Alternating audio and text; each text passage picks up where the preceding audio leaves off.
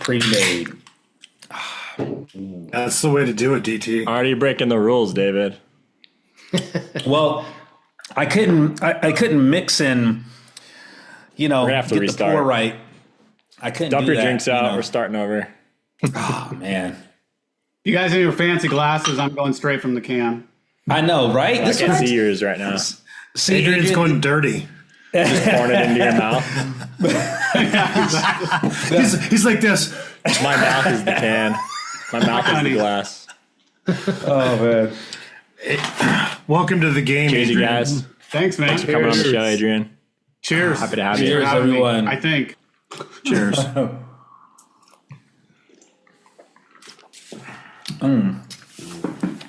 That's nice.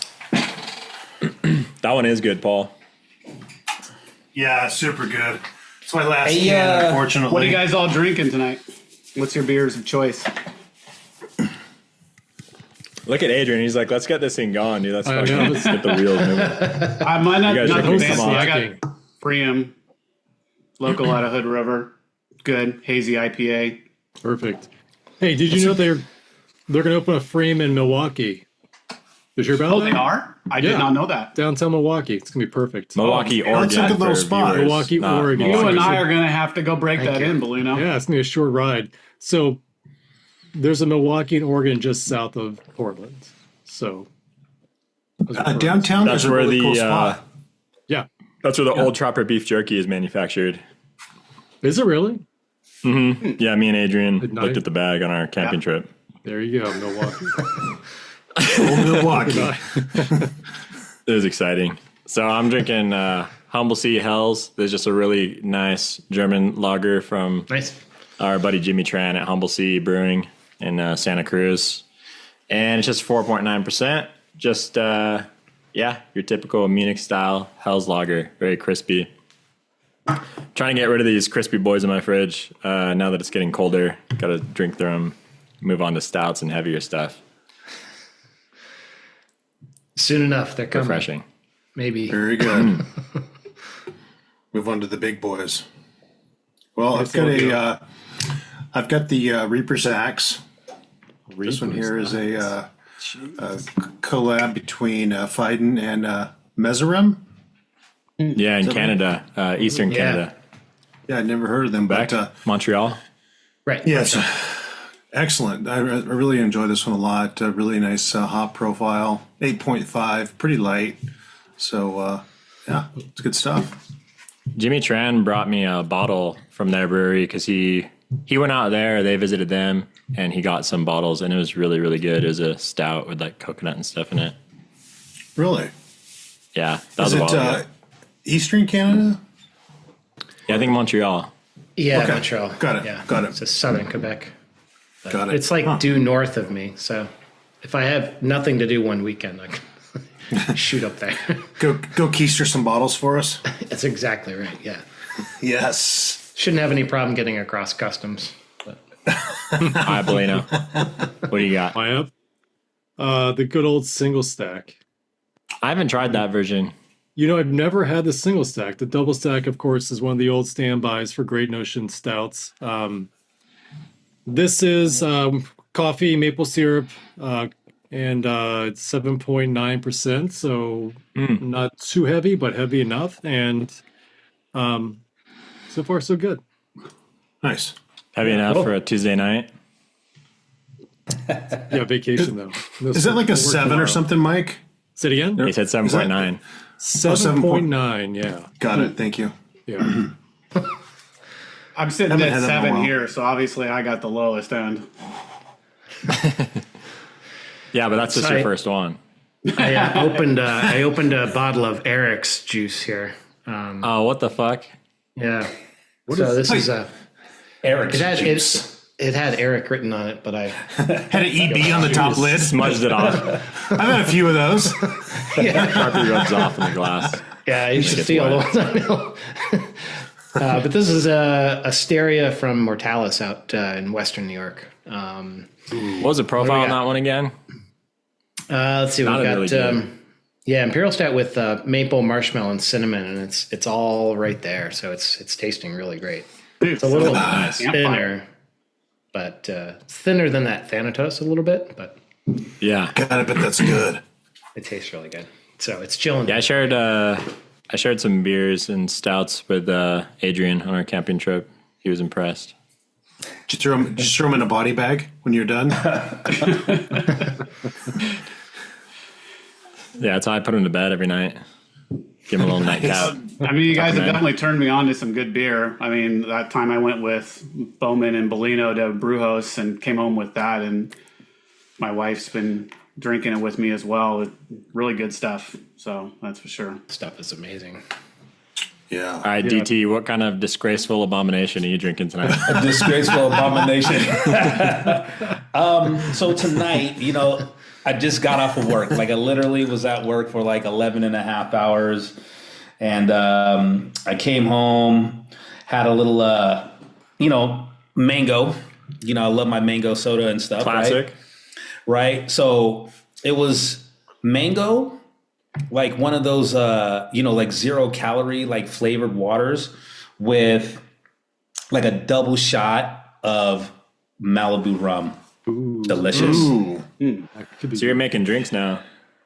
I don't So drink, smooth. What the but I heck? have a thirst for knowledge. Why is Siri? Whoa. Yeah, easy. Easy. Who's in the room? DT. Who's in the room? Come on. Siri has a thirst for knowledge. That sounds good. That is so. Dude, you couldn't have nailed that any better. That's great. Google's listening. Oh my God, that's hilarious, man. That Classic. is so good. Classic. Pour a couple yeah, for her. See how it goes. Yeah, but that's what I'm on tonight. You know, just gonna set the night off right. You know, just nice and chill, man. Start off on the right foot. Yeah, man. Too funny. Nice. Well, Adrian, it's great to have you on. You've been on my short list for a while, so finally getting my hands on you. I figured it would possibly. I was like, I'm not going to say anything. I'll put it off as long as I can, but I'm like, I know it's coming. Adrian, you needed to be on this show. You did. No. It's Only hurts for a only while. right. Yeah, so I'll address the elephant in the room. Adrian, you can take a snack break whenever you need to. We will do a break every 30 minutes and then a halftime break to have dinner if you need to have another dinner. Thank you. I appreciate you accommodating my food needs. Just so you don't feel embarrassed, I got all my snacks right here prepared for the show. Me too. You guys. Oh, the ready. popcorn. Wait. Feel free to eat. Jimmy during got the episode. popcorners. I should have went and got my bag of popcorners. I'm gonna have to do that during our commercial break. Yes. No shame. Yes. Yeah. Because, yeah, there's no way Adrian's going to get through 2 or 3 hours without having a bite. No way. No way. Or he'll TKO on us. A little blood sugar. Yeah. Yeah, so we were camping like a couple weeks ago. Adrian and I were scouting around Southern Escalante because we're doing a workshop together there next year. Sure. That'll be Nice. announced by the time this comes out. Hopefully it'll already be sold out immediately. But yeah, this guy he was just eating nonstop. Like I brought like a truckload full of food thinking we'd just have like way too much. And he was just pounding through it on the drive down. He was already just like opening up every single thing, sampling everything, just going to town. And we'd like wake up, he'd eat breakfast like first thing. We'd go do a short hike. By the time we get back to the car, like 2 hours later, he's like, man, I'm fucking starving. Like, not just like wanting a little snack or a little thing. I'm fucking starving. And you get to the car, he's like, He's hangry. he's going crazy and everything, dude. About every 2 hours. Monster. I love it. Bed and everything's good. That's It awesome. was pretty amazing. That is- you know how that like is funny. when you hang out with Impressive. people that are like really healthy and you feel self-conscious, like, oh, I'm eating too much and I should eat less. When I was hanging out with Adrian, is the exact opposite. I was like, fuck, look at how much he's eating. Like, should I be eating more? And I was like, I was trying to keep up. Like I was doing something wrong and not eating enough. That's so Oh good. my Pretty God. amazing. No food, that's no hilarious. mood. That's the motto. That's on our- right. That's right. That's good. Oh my God. That is Yeah. hilarious. Too funny. No, we ate good. Bennett cooked dinner every night too, so it was good. Plenty of food. Yeah, we had that nice send-off breakfast with Paul. Yeah, Paul was that was slinging. amazing. Oh my gosh. That was Paul next made a level. personal batch just for Adrian. Yeah. Wow. Yeah, Paul's like, I got you covered for breakfast tomorrow, and I'm thinking, how much does he have? Does he have enough? I don't know. Yeah. He's like, Hey, "Are you what sure was you that got me story? Oh, Dude, what I was went that to- story? I drove to Hanksville for these bitches. and to my surprise, they had fresh produce. I was At like, that okay. little grocery store, that market thing? Yeah, market. they had like potatoes, peppers.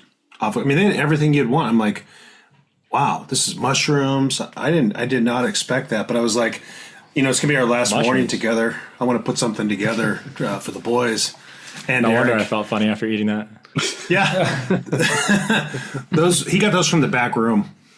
Yeah. I said, you got mushrooms here, but where's the real deal at? The special mushrooms. Yeah. Yes. I've never walked right. into that little market there. Never have. I've been there a few times. Noriega taken and clients Bellino there, and I but were I've in there never gone. once. Yeah, years ago. Yeah. Yeah. We got the hot food there too. It wasn't too bad. I think they had At like the market? pizzas there, like burgers or something like that. Is that right? Really? Really? At the market. You're not talking Hey, about the if you're I'm not talking thinking about the the ci- Silver Eagle?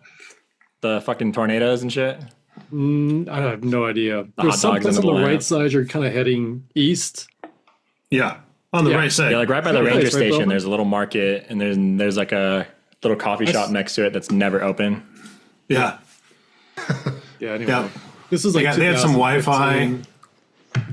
We just went up there, got some food, sit out there and watched the Connor was with me, and we watched a football game, like the last fourth quarter, and then went back to camp. That's right. Yeah. All right, so Good stuff. kind of a funny little fun fact. So David Thompson, how long ago did you start photography? David? Probably. Let's just say 20 for now. 20 years ago? Yeah. Let's just say and then roughly 20. How soon after you started did you take your first photography workshop? 5 years. Okay, so let's just say 18. 15 years ago? So let's just say 18, but Okay. 2010 And who'd you take the workshop with? with Mr. Adrian Klein, Shut the hell up. which is Yes. it's kind of full circle moment for me. And I told Eric that if he's having Adrian on, I needed to be a part of this because Adrian has been really instrumental in my photography, just in my vision and inspiration and opening my eyes to looking at the landscape entirely. And I've told Adrian this before, but more so now that I just greatly appreciate all your wisdom, all your words, everything that you showed and taught me on that workshop that really opened my eyes to, the landscape in a way that I never would have been able to see on my own. And, here it is, 15 years later, almost 16 years later. And, I would have never have expected my vision and my work to be where it's at now. So, much thanks to everything that you that you showed me on that workshop. Because at that point I was lost in the sauce. I didn't even know if I even wanted to do photography anymore. But Adrian really opened my eyes to what's out there and what can be done with the camera. So thank you very much. Wow. Thanks. I don't know what to say, DT. That's amazing. I love your work. I mean, the appreciate stuff you're that. putting out is just always blows my mind. And I still remember you coming through that workshop. You just had the biggest smile on your face. You were super eager. You were super I'm stoked. curious to hear what you thought about Oh, David. I'm so glad this guy's here. This is just he's lighting up the room. So That's so anyway, cool. I really appreciate that. It means a lot. Yeah. And Kevin McNeil was the co-instructor, right? Correct. Yeah, that was back when Kevin and I were running workshops together for a few years. Yeah. How long had you been teaching workshops before that? Oh, that was like, so I started in 2010. It was right around the time, or maybe it was 2009. No, yeah, 2009, 2010. And it was pretty much Kevin and I, except for, privates that I would do here or there.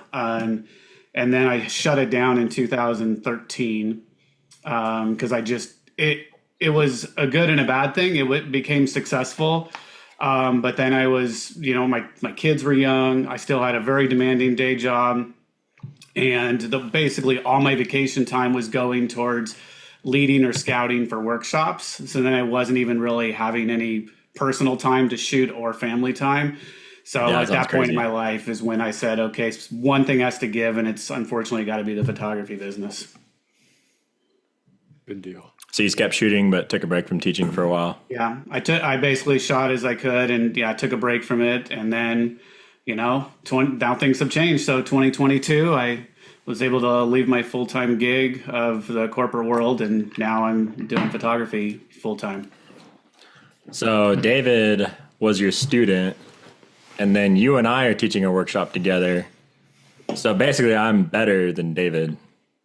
I concur. I could have taught David.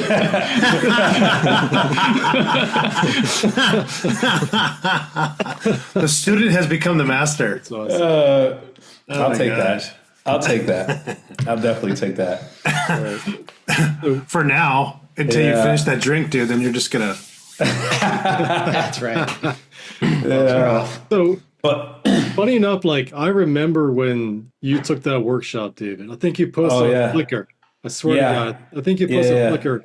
And over the years, my remembrance of that workshop or what you said about it has kind of morphed into you and Miles being on the same workshop. Did you guys both do a workshop? Because I think Miles did one with you as well, Adrian, right? He did, but I don't think Miles was on that workshop. He wasn't. Yeah, Miles wasn't on that workshop. He was not. I mean, and which is funny enough, that's where I met Ryan and Miles on that workshop. Because they were out shooting at that time, and it's just kind of funny. Just it just doesn't seem like it was that long ago, but it was. It's crazy. It's been a while. Phil Monson was at that workshop, I think. With you? I don't know. With David? Yeah, I can't tell you who was on there, which is really interesting. Is Justin Resnick was on that workshop as well. Oh, wow. And I remember that. And Justin, he just took off and started doing his own thing. But Justin was on that. In fact, Justin and I, we were pretty much partnered up for that whole workshop, and we just clicked. And Justin, super great guy. And funny enough about that workshop as well, we met Mark Adamus on that workshop, and I didn't even know who Mark was at the time. So is this the Columbia River Gorge? Yeah, it was just super random. Justin and I were just sitting there talking, and then this guy walks up, and I was like, if you go up the stream a little bit more, there's more compositions up there. I mean, Mark was just super friendly, just giving all this knowledge and stuff, and Justin was like, hey, you know who that was? I was like, no idea. He was like, oh, that was Mark Adamus. I was like, who's that? And then he's like, you don't know who Mark is? I was like, no. So he goes, wait till we get back to the room. And then he pulls up his work, and I was like, oh, damn. I go, okay, I get it now. Yeah, so that was, another, cool moment about that workshop. I think every landscape photographer can remember the moment they found Mark Adamus's work. Yeah, I remember it's like taking the red pill. It's it's never the same. literally the red pill. Yeah, it blew my fucking mind. Yeah, for sure. I mean, mine goes to the really as much early praise days possible. when he was just first shooting. So, I mean, he's actually the reason I got my first full frame camera, because I bought his original 5D Mark I from him. Oh, and, wow. So, because I had basically said, I was chatting with him, he bought an upgraded camera. I was like, what are you going to do with your Mark I that you have now? He's like, I don't know. Do you want it? And I was like, sure. I'm still not even shooting with a full frame. So I bought it from him, and that was my first full frame camera. Wow. That is really cool. The 5D Mark I, the CF cards.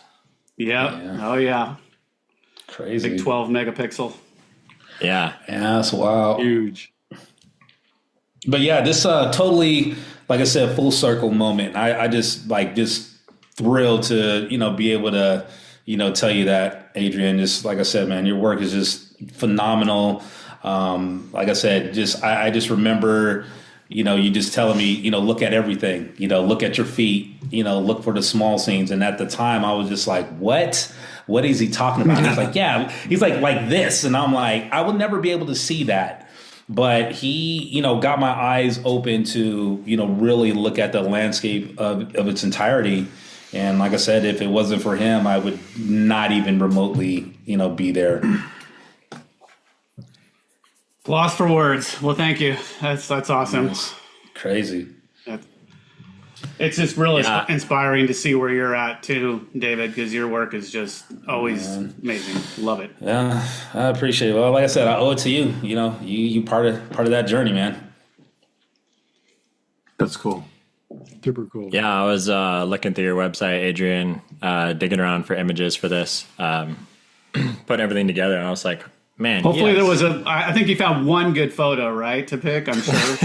It took me a while, but I think I know. That's what I figured. I had to touch it up a little bit. I pulled it into Photoshop, gave it a little makeover. But that's okay. No, I was just like, man, this guy has so much stuff, and so much of it is just like so high quality. And I was like, God damn, I need to come back and just spend some time looking through this with some nice music on, the candles, the lights dimmed down, Easy killer. Now I'm concerned. Smoking a cigarette. Box of tissues.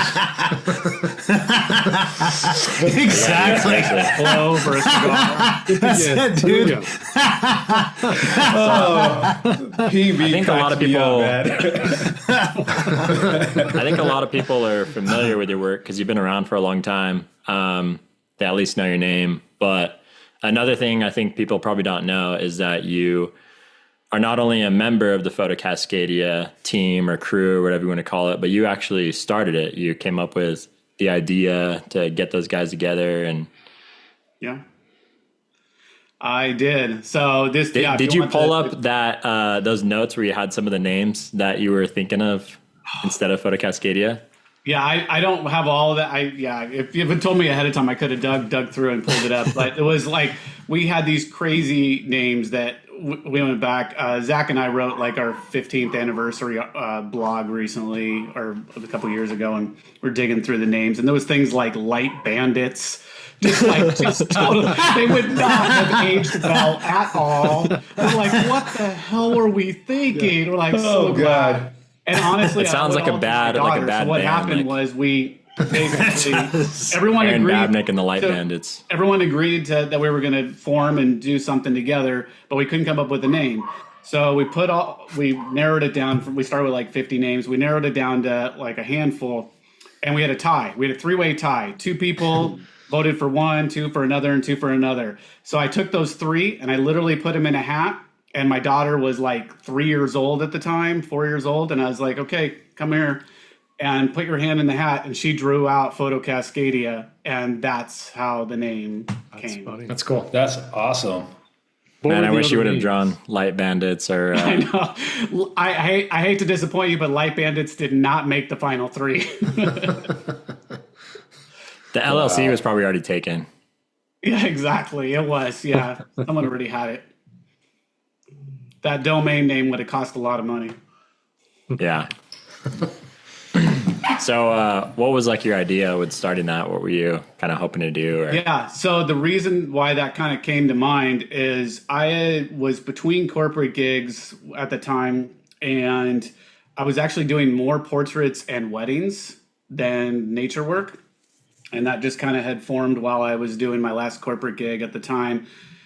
And right when I made the decision that I was like, okay, I actually liked portraits and weddings. Some people hate that kind of stuff. At the time, I actually enjoyed it, but I decided I didn't necessarily want to do that for the next 10 to 20 years. And if I can go back into the corporate world and kind of just recalibrate and get back into photography on the side that I really enjoy, I'm going to do that. So I made the switch. And made the decision to switch, and right at that time, I had a portrait a photographer in Portland contact me and said, hey, this collaborative thing that these wedding photographers are doing that throughout Oregon? And I said, oh yeah, I'd heard about it. They're like, well, we're going to do that for portrait photographers, and we'd really like you to join. And I said, thank you, but no thank you, because I told them I was getting out of the business. But then literally like 2 days later, I was like, well, wait, why don't I think about doing something like that with nature photography? And so I brought it up with Kevin, who I was closest with out of the whole group at the time. And he basically said, well, it sounds like a great idea, but, who would you want to be part of that? And I listed out, I said, well, I don't know. It's a good question. I listed out some names, and that was the original 6 before Aaron joined. So did you already know those guys? A little bit. So I knew all. So we basically met all through Nature Photographers Network, all NPN. And so it's Sean Bagshaw, David Cobb, Zach Schnepf, Chip Phillips, and you, and then Kevin, and then Aaron later on. And then Aaron was number 7. So the original 5 that I reached out to, basically I was not expecting everyone to say yes. I thought, okay, that's fine. I'll just send out. And the only person I had met in person was Kevin, and then maybe one other person like David. Most of the people I just casually knew online. But I reached out to Sean already doing like tutorial videos and stuff like that at that time, or? Sean was just starting that. It was like in the infancy of that phase. Basically, a lot of people, David had an established business. He'd been doing workshops for about, I think, 7 years at that point or so. But most of us were just really just getting into it.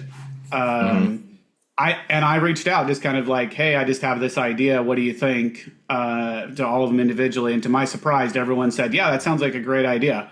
And next thing I know is I'm scheduling a call for all of us to talk about it. And honestly, I think the reason why it has so much staying power, and now 15 years later, we're really good friends, and we still do projects together. We still try to hang out as a crew once a year. Is I didn't think about it from a business lens, like who was the most successful photographer that might make the most amount of money. Yeah, you weren't trying to leverage them at all. No, there was none of that. It was like, whose work do I like? Who do I think is a down-to-earth person? And who would I enjoy hanging out with? Like, that's really kind of was the crux of it. Because of that, we don't have any like big egos. And we've had more than one person in the early years that had asked after we formed, hey, I want to join your group. And we always said no, and some of them were, some big names, and we knew that was going to mess with the dynamic, so we didn't even go there. Cool. But you guys added Erin Babnick like what, a year, 2 years later? Yeah, we added her. I think it was in 2015. Part of it was we were looking to expand, and we figured we wanted to grow a little bit. We had interest of people that wanted to join Photo Cascadia. And if we figured let's bring on one more member, that's probably where we're max out with. And we all respected Erin's work greatly, and just her as a photographer. And we basically invited her to write some guest blogs and things like that, to start to just interact with us and interact with our audience online. And all of that went great. And then we just said, all right, she's a good fit. Let's definitely bring Erin. And that's where we capped out at 7. So it's been a good number. Any more than that, I think, is just too much. We've talked about going bigger years ago, and it just doesn't happen. And honestly, again, it's not, we all have our separate businesses, but there are business elements of Photo Cascadia. So, when we have a book deal and we split it 7 ways, that's fine. It's, enough to buy a cup of coffee. But if we have like 20 people, obviously, then maybe I can buy a muffin. But right, yeah, very cool. And so you guys all get together once a year, right, Adrian? And that just happened recently? That is the goal, yeah. So we were just down in Eastern Sierra.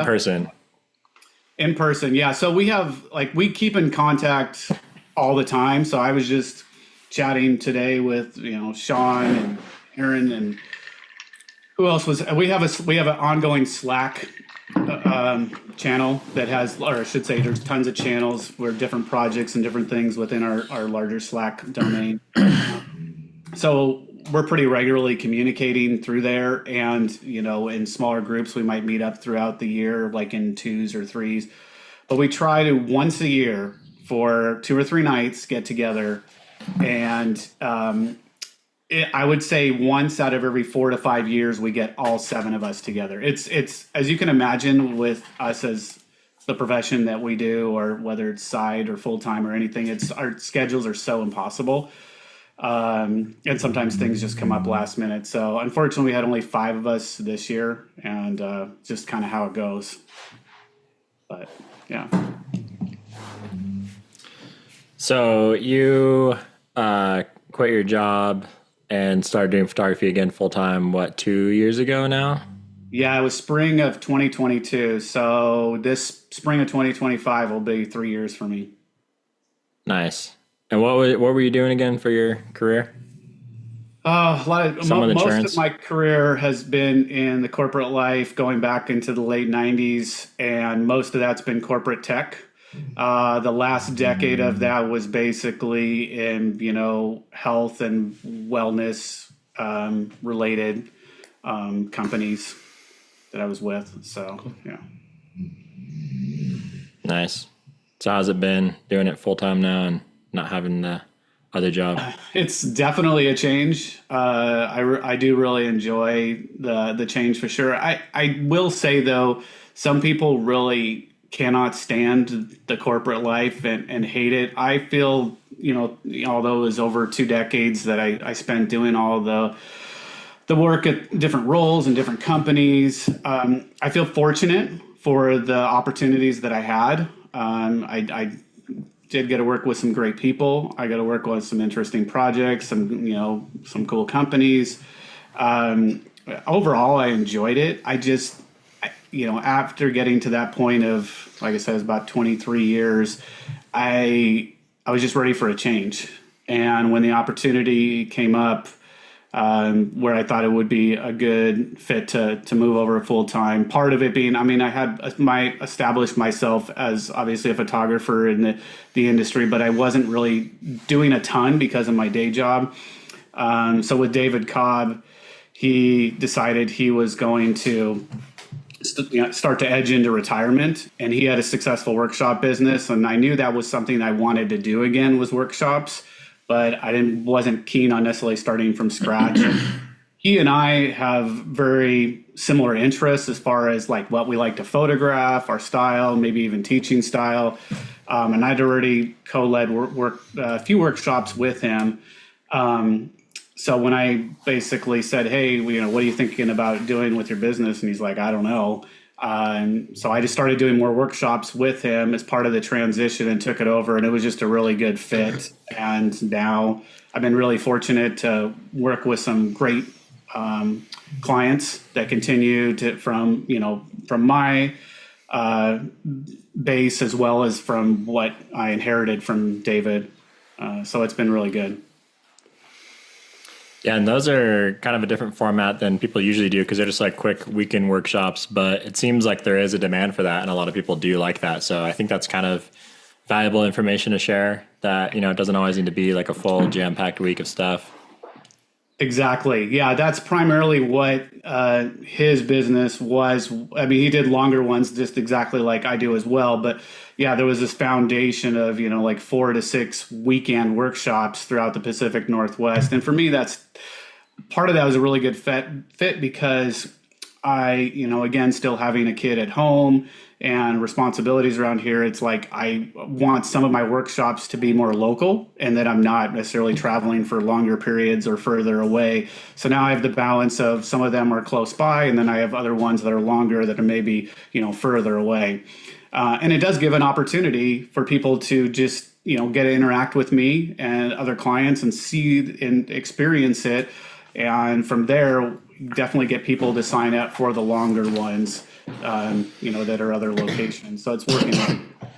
Brought some great images to share with us tonight. So start looking at these, do you need a snack or anything first? Are you feeling good? We'll launch right into it. Hey, if you look at my screen and I'm missing, it means I just went up and got a snack without anything. And I'll be right back. Don't worry. So, nice. All right. Yeah, this first photo. So David Ward. I can't remember the last time I saw his work, or the first time I saw his work when it was, but I know it's always captivated me. And the reason why I like a lot of his images, but the reason why I picked this one specifically, which I think he calls Iron Landscape, is it really melds together the landscape and the decaying out human elements, which he photographs both of them very well, and it's something I like as well. Like most of the people know me for my landscape photography, but I also do, I love things that are old and decaying, like gas stations and rusted out cars and all that kind of stuff. And to me, when I looked at this photo, again, the first time I saw it was a while back, but it just immediately when you look at it, you first think of a landscape. And then you look at it more and you realize what it is, but it's just that it's part of his mystery series. And to me, it really does have that element of mystery. You can feel like you're looking at the landscape while also realizing you're looking at a rusted out piece of metal. So the combination of the composition he used, the lighting that was happening, just works really well in this, as well as the combination of the warmer and the cooler tones. Those shadows really give it a three-dimensional effect instead of it just... And if people aren't familiar with them, I definitely encourage you to also check out his writing. He's a great writer. You'll find he's written, for other publications, but you'll find his blog posts out on his website as well, and very insightful. Very cool. Yeah, this is awesome.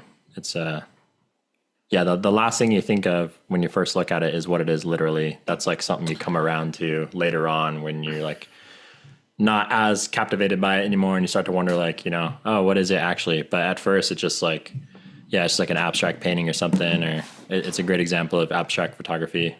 Mm-hmm. Yeah, for sure. I totally agree. One of the things, and I've mentioned this on this show before, is that, when you first look at it, you go like, what is that?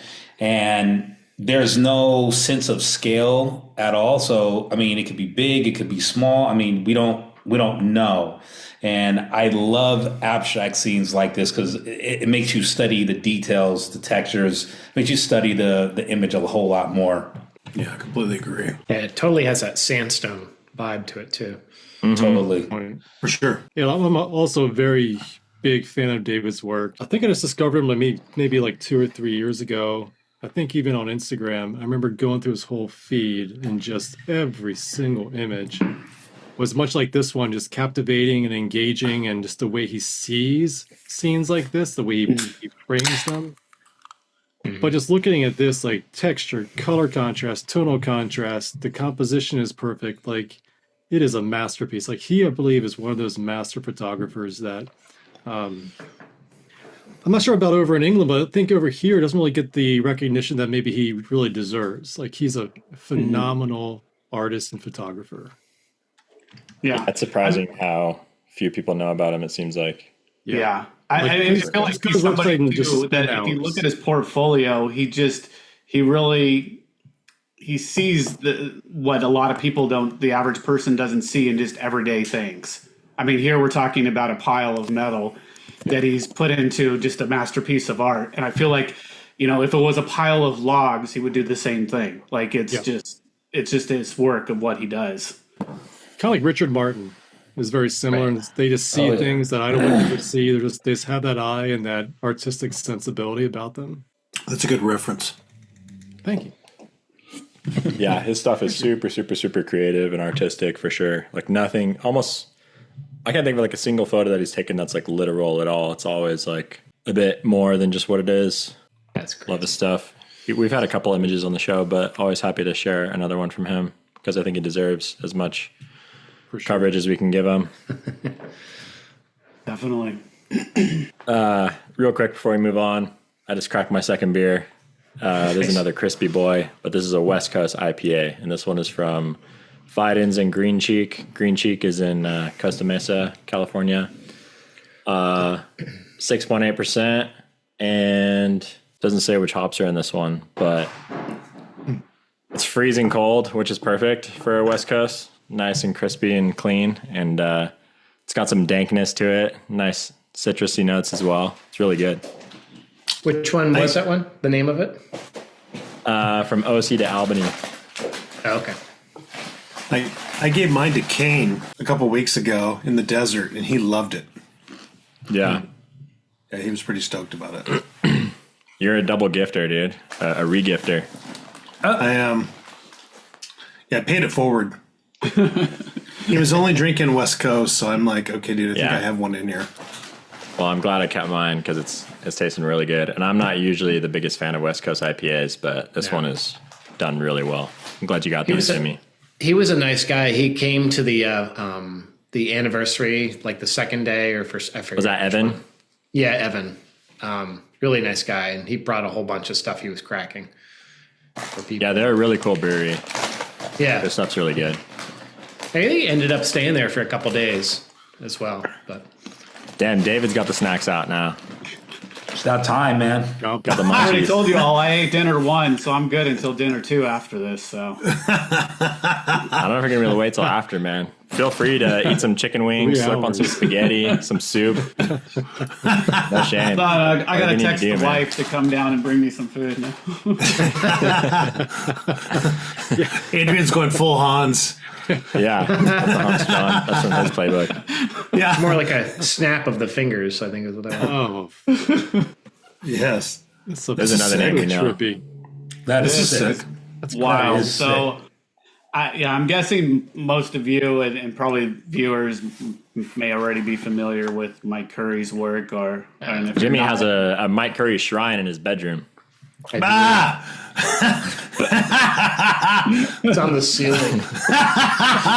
Yes, next to the mirror. Always has the candles lit 24/7. Jimmy, God. he's going to another level. I'll be back in a few God. minutes. Yes. Oh my God. Oh God. PB. But Mike's water God. abstracts are just another level. I mean, they're just spectacular is the best way to describe them. I mean, I look at them and they're mind bending, all of them.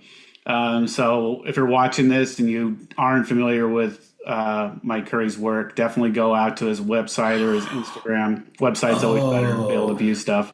Yeah. And you'll see he's got plenty others like this. Mm-hmm. And the other thing that's, I think people may not understand that if you haven't photographed water abstracts, how much effort it takes to get one great photo. And I can tell you as somebody that has maybe ones that are half as good as his, if I'm lucky, you take many frames to get one that you really love. And I remember reading an article from him, I can't remember, a while back, and he said it was a particular one he was talking about, and which he said was not uncommon, is he took 1,000 frames to get the one that he wanted. So don't think that you're just going to walk up and go, oh, that's pretty light, and snap a frame and walk off, because way more involved. And he obviously puts in the effort to get the ones that work. And this one's just, you look at it and I'm like, is it, I don't, if I know it's water because it's part of his water reflection series, but if I looked at it and I didn't know that, I don't know if it's wrinkled fabric, I don't know what it is. Like, it's just it's mystery. And I love things that, basically we're asking more questions than we get answers when we look at it. Yeah, I think he's from like the UK, right? I can't remember. Yeah, I remember reading the article from him a little while ago. I think it was like a year or two ago. But I want to say he's like based out of the UK or. My somewhere second over there guess in would be Europe. that he's like on the East Coast, like I thought he was East Coast, but I'm not 100% certain. Yeah, he does. He does have some crazy Look that up, reflection Jimmy. stuff. Working on it. I'm looking it up now. I'm trying to remember what I have written on the ceiling. In blood. Goat blood. Yeah, all of his stuff is super trippy. Yeah, I wonder how much time he spends like selecting which files to go with, you know? Yeah. That's the hard part. Yeah, you shoot 1,000 frames of one scene and you pick the one winner. I mean, I have a hard enough time sometimes of just out 50 or 100 frames. Right. Mm-hmm. Oh, yeah. Yeah. Like, what is causing those patterns? That's what's kind of like my mind wants to know, like, what exactly is reflecting. Usually it's like buildings, like architecture and stuff. Mm-hmm. Like glass, like kind of like glass buildings mainly. Yeah, so they have like all the lines from the window frames and stuff. But yeah. Also, there's like those dark sections, you know, like it's like really intense contrast. Yeah, I love how you really exact. I was thinking the same thing about how like those darks are black. They're like clipped and so effective. Mm-hmm. Yeah, this image goes all the way from pitch black to bright white. Yep. So it's got the whole spectrum. The other thing is, this is the kind of photography that, well, a lot of say abstract and small scene can be this way, but this even more so, where you feel like it's 15 minutes, but 45 minutes or an hour and a half has gone by when you're sitting there staring and photographing at the water. Is really mesmerizing to watch the patterns just dance in the water like this. Mm-hmm. Yeah, his stuff is wild. This one's really nice. Huibo Hou. Amazing black and white work. She goes, any location is amazing, but her whole series that she has, and she talks about it too, discovering Iceland for the first time. I think she only went there a few years ago, and some place I hope to go someday. I'll get over there. I still have not been, but she's a reminder to me. It's like, she even says it, I think, on her website or an article somewhere of that, she thought it already had been all photographed, that there was nothing more to photograph there because it's been visited so much. And once she went there for her first time, she was reminded, how much you can put your own spin on it and put your, there's no place is really over photographed per se, that you always have the opportunity to create your own work. And she's definitely done a marvelous job with that. And I picked this piece specifically, and she has a lot of wonderful pieces, but for me, when I first look at it, like, I lose a sense of scale a little bit. Like, I like the ice, is it like inches or is it feet? I'm not sure when I look at it. And the background is just enough to, like, you don't see it completely, but you have to kind of peer around. Oh, what's there? And just wonderful processing and obviously capture even before getting to processing with the lines in the sand. Just awesome leading lines. And that chunk of ice just looks like it's lit from inside with like an 80-watt light bulb or something. I mean, it's just the capture and the processing of it. So, just a wonderful piece. Yeah, I love this one. It's really great. What I like about this one is, like, you can come up with an entirely new concept at a place, something that's just like completely different than anything that's been done before. Or like this here, like photographing these washed up icebergs on the beach with like receding tide and stuff. That's not a new idea. Like, people have been doing that for years and years and years. But this rendition that she did is just so perfect. It's still just like a step above like everything else you see. And so it's just like, sometimes you can take those familiar concepts, you can just elevate them with like, perfect composition, really interesting lighting, great processing, and come out with a scene like this. It's just like super classy and super well done. I really like those long lead-in lines. I really, really enjoy that. Just nice and long, and just draws you right in. And the composition is just great. And they're just like slightly asymmetrical, so it has it's not like too on the nose. Yeah, exactly. Right. But well balanced. And I like it. It's it's done right. More foreground, less sky. Nicely done. It's like I think she did some work in Death Valley and just kind of made it her own too. Like, the images that she recorded coming out of there was like, you knew it was Death Valley. Well, she labeled it as much, but It was just a really amazing take on it all. Yeah, well, she's created her style now, right? And so it's like you can she could go to, Eastern Sierra or anywhere, and she'd probably create something to be like, oh yeah, that's her work.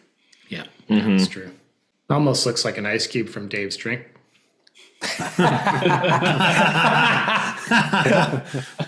Yes. That might be the first time anybody has had ice in their drink on the show. Hey, somebody got to do it, right? Trendsetter. I almost did it with some whiskey, so maybe that will be next. Yeah, man. See, this is what I'm talking about. See how Adrian's thinking outside the box. Elevating. I don't think anybody's put an ice cube in beer yet on the show. So I was about to ask that, but I didn't even want to go there. Like, if you guys know anybody that drinks beer with ice, because is that even such a I hope thing? it's not a thing. I hope it's not. Man. But there's some sick motherfuckers out there. Like, I don't even drink beer, and I know not to put ice in beer. Like, I mean, like, come on. It's like instinct, Yeah. It's like a natural recoil we have. Yeah. But some people, they're just not born with a full deck of cards. Man, you're not lying about that. Kai. This is really nice. Kai Hornung. Yeah, I've enjoyed his work for a while, and I picked this piece because, well, I don't know. I just look at it and I literally just get lost in it. I look at it and I'm thinking, is this peeling paint? Am I looking at maps of a city neighborhood? Is this a nightmare, 1,000-piece puzzle? Like, I just, I'm just not sure. Obviously I know from looking at the photo and the details of it, we are looking at cracked mud, which I love. Never get tired of great cracked mud photos. But this one is just the right balance of not being zoomed in too much versus too far out. It gives enough detail while still adding some mystery to it. And just wonderful color balance, like the hints of blue throughout.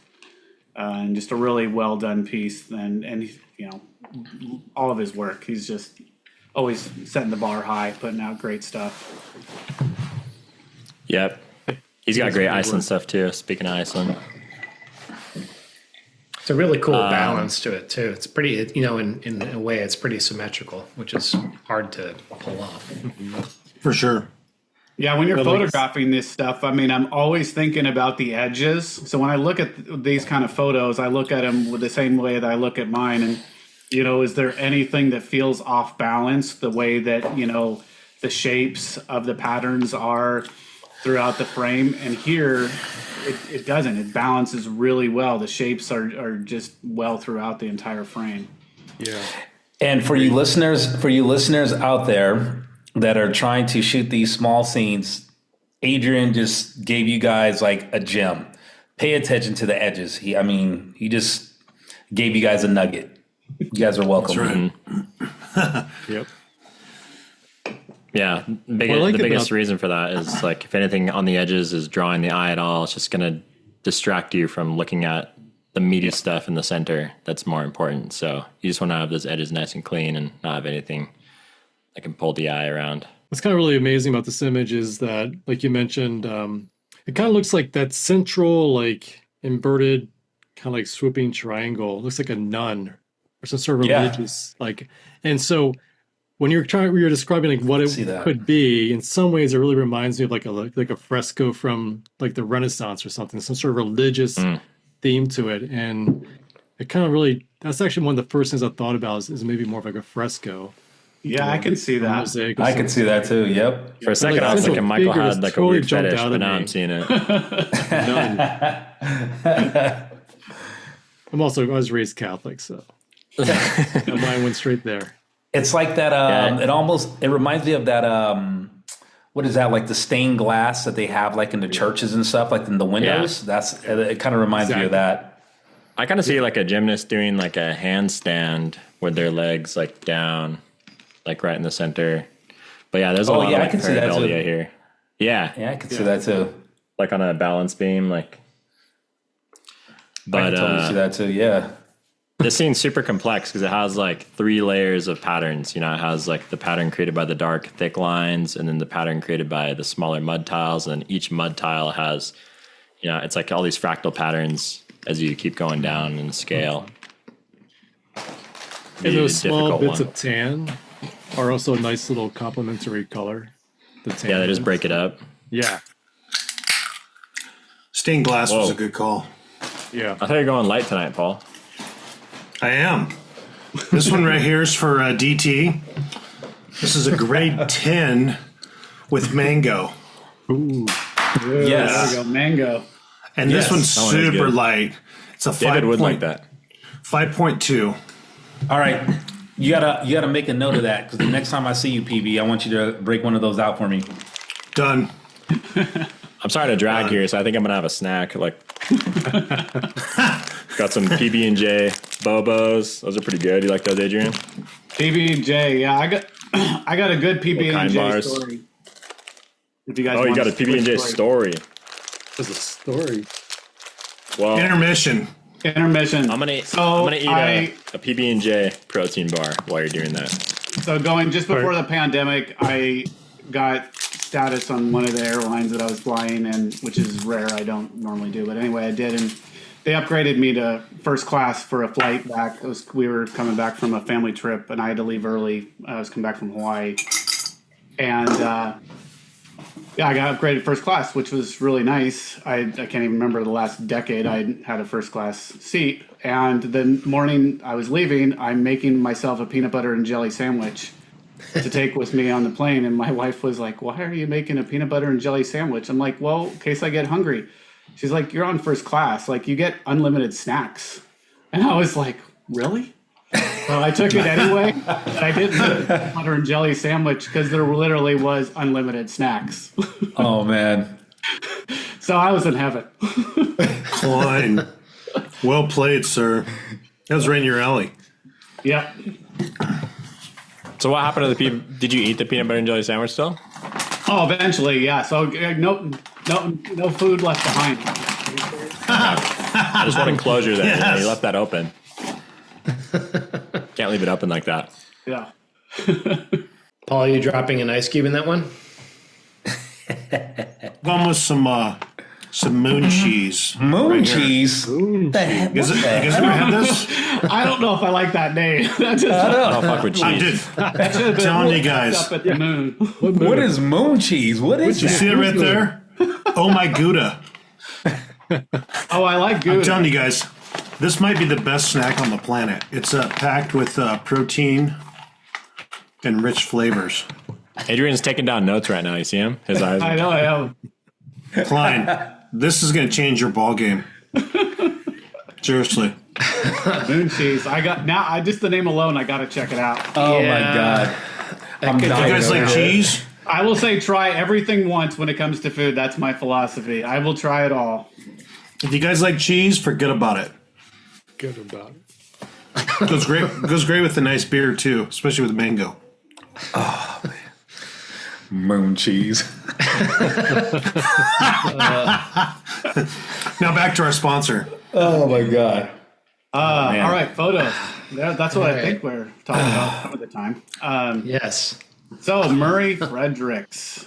I'm not sure if any of you guys are familiar with Not heard of him. I'm not. work. Anyway, This so image is badass, though. So anyway, how I came. So basically, the documentary, the movie Salt, is how I found out about him. And if you're thinking I'm going to talk about Angelina Jolie and the Russian spy movie, then I'm sorry to disappoint you. We're not here to talk about that Salt movie. Damn it.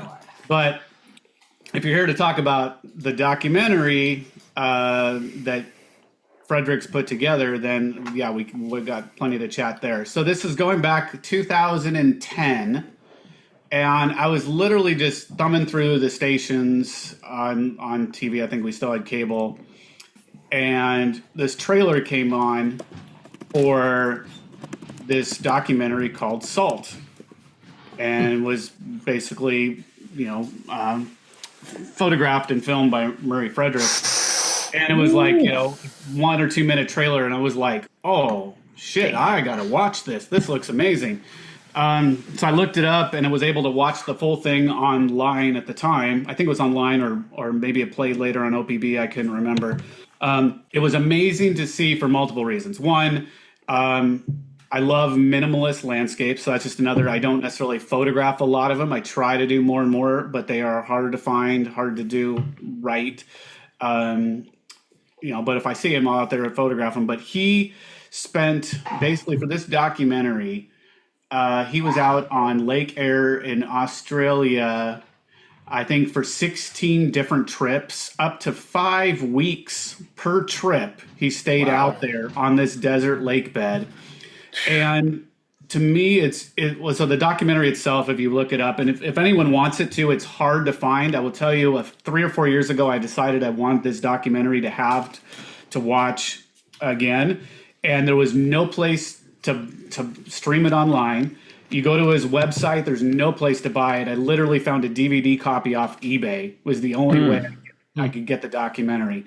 It's only about 20 or 30 minute documentary, but it basically he's filming himself, and it's obviously the photographs and time lapse throughout it as well of all of the trips that he made to this dry lake bed out in southern Australia. And to me, it's got to be a little bit disorienting to be out there for weeks at a time, and this is your view, like endless horizon, nothing on the landscape. You're just seeing sun up, sun down. Anyway, he did night photography, he did day photography, sunset, sunrise, a little bit of everything. And some of his projects since then, I would encourage you to take a look at. He's been out there again doing different stuff and in other locations with, photographing with fire, photographing with mirrors, just some really cool stuff. But anyway, it just opened my eyes to just fantastic minimalist work. And really putting yourself out there for weeks at a time in challenging conditions to make amazing. I mean, some of the photos too were just like a thin depth of maybe an inch or two of water coming through here too. So he's got reflections and just some really cool work. So that's what I. So the documentary was a one-man production. He just did everything all on his own, and the only part that was added to it is, and this is pre-drone, is that there is some footage in the documentary that is aerial shots showing him camping, because he basically pitched a tent and he was sleeping out in his tent and stuff. And in order to get to the middle, he had a bike trailer and he would bike out with his gear, and he would have all his gear for weeks at a time out there. But he had a sat phone, and that's how he would call his family and at home to touch base with his wife and his kids.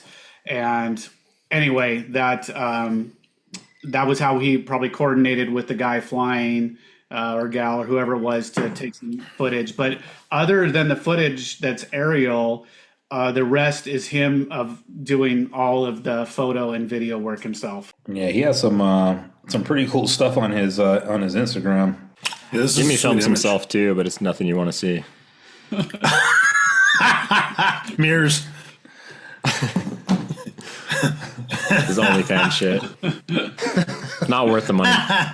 Oh my god. Oh my word. This image is amazing. I love the texture. So it takes a minute to see it, but yeah, that texture and the ripples of the water and the warm and cool colors on it. Like you just said, Ben, and it's like you look at it and you're like, is that ripples on the water? But it's really ripples on, a dry lake bed. Yep. Oh shit. Okay. So that's what I'm saying. That's what's so like cool veins about it, is it like you have to really stare at it and process it. Yeah. It's super cool. Yeah, it's beautiful. I agree. Making like minimalist landscapes, like Bruce Percy type stuff, or this, or like Huibo Hou does it too, and other people that I can't remember right now. But it's super difficult because there's no complexity. So I feel like the spectrum is like complexity on one end and boring on the other end, like because it's too basic, So like you usually want to find that like sweet spot, but with this, it's like closer to basic, so it's like even more difficult to make it like still interesting and not be boring without it being complex. Like, takes an eye for sure. Agree. Yeah, there's a saying that I have in one of my presentations. I think it's like I think it's from Frank Lloyd Wright. I can't remember it for sure, but I think it's less is more until more is too much or something like that. I can't remember the exact phrase, but that's basically, you're subtracting to get to less, but you don't want to do too much, right? Because if it's too simple and it doesn't have enough interest to engage the viewer, then you've gone too far that way. Right. That's a good way to frame it up. Like riding that line, that fine line. Yeah, it's really nice. So all of his work is like this, like more minimalist. Most of it's minimalist, but it's not all that way. I mean, his different, you can see different galleries and different projects. The one that's really cool that he did after this is where he brought these mirrors out there. And you can literally, like, you'll see this direction, but he's have this perfect, cut large mirror out there that's showing clouds the other way in blue sky. So it's like you see completely different contrasting elements. And I think he has a behind the scenes footage video of that with him literally, wheeling with dollies, these large mirrors out into the landscape. But yeah, I know he does a variety of stuff, but most of it is like bigger landscape, minimalist. Dude, that mirror stuff's a trip. Isn't that stuff? Are you checking him out on Instagram, or where'd you find him, Paul? Yeah, I mean, it's like Jimmy's Instagram. Different than Jimmy's bed, but it's those, I've got mirror envy. Those are bigger than what I've got. It's hard to tell the size of those until you see like the BTS footage. I mean, those mirrors are like 4 or 5 feet tall, maybe even taller than that. I mean, they're pretty big size mirrors. That's pretty cool. David's going to town. He like brought out everything from his pantry. Yes. Brought over a little wagon moon cheese with everything in it. I'm pulling from the PB playbook, the moon cheese. Oh yeah, baby. That's it. I'm almost going to have to go for a little whiskey here or something here. I'm almost done. And I actually had never seen this one before, even though I'm familiar with her work. And she has the other one that's like more popular because it was awarded like in the NLPA and stuff, and we featured it on one of our episodes. But I actually like this one even more than that one, of this kind of subject matter. This is really, really nice. Yeah, this is, and like you said, I'm not surprised that you've already had her work on here. Franka has amazing work from down there in the Eastern Sierra region, and just in general, her style and just, her thought that she has in shooting and processing. But what I love about this one compared to some of the other ones is, to me, it's just the combination of all the elements just line up so well in this one. So starting at the top, you got the little bit of yellow leaves that are still there, and the way they're just coming into the frame almost looks like they're falling through from the sky from above. I mean, we know they're probably hanging there, but they give the perception that they're literally just going to be falling down through the rest of the frame. And then the variety of colors in the bush below, you got the purple, you got a yellow, you got orange, and they're all really tastefully done in their processing as far as the colors. And then the trees themselves, you have 3 core ones that are kind of in the center to have everything else working around. You brought the overall exposure or a little bit of burning around, for some vignette throughout the frame. It's just masterfully executed, just super well done, and just a wonderful piece. Yeah, that was a great description. Another great example of checking your edges. If you look at the edges of the frame, there's no points of tension, there's no distractions pulling your eye away. Like especially that upper left side, that thin tree is just kind of perfectly placed. Like the space between that thin tree on the left and the one to its immediate right is the same as the distance to the edge of the frame. Mm-hmm. So it's like that's like a nice sense of balance in that really small section of the image. Not to nitpick, but no, I am gorgeous. I don't know. Like it's masterful. It's like really well framed and seen. Mm-hmm. Yeah, the leaves at the top are a really nice element there.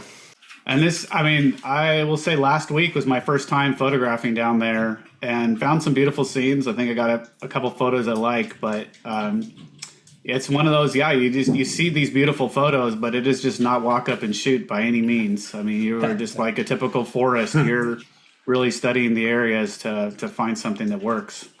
Oh, yeah. Oh, yeah. Yeah, the timing of this, because I photographed this scene as well, and I want to say she went the same year I did, but it's really like hard to get like those conditions where you have some of the bare trees with a little bit of color splash, and then the willow bushes down below with the color. Most of the time, those willows, they don't, you don't have the whole mix of color like that. So this scene is really unique in terms of the conditions and stuff. And I can just see somebody pushing this like so aggressively, just like crushing the contrast, like blasting the saturation. It's super tastefully edited. Really nice. Yep. Yeah, and I will say with my trip last week down there, it was the first time I'd seen like, when you look at this and you see purple willows, like they are purple.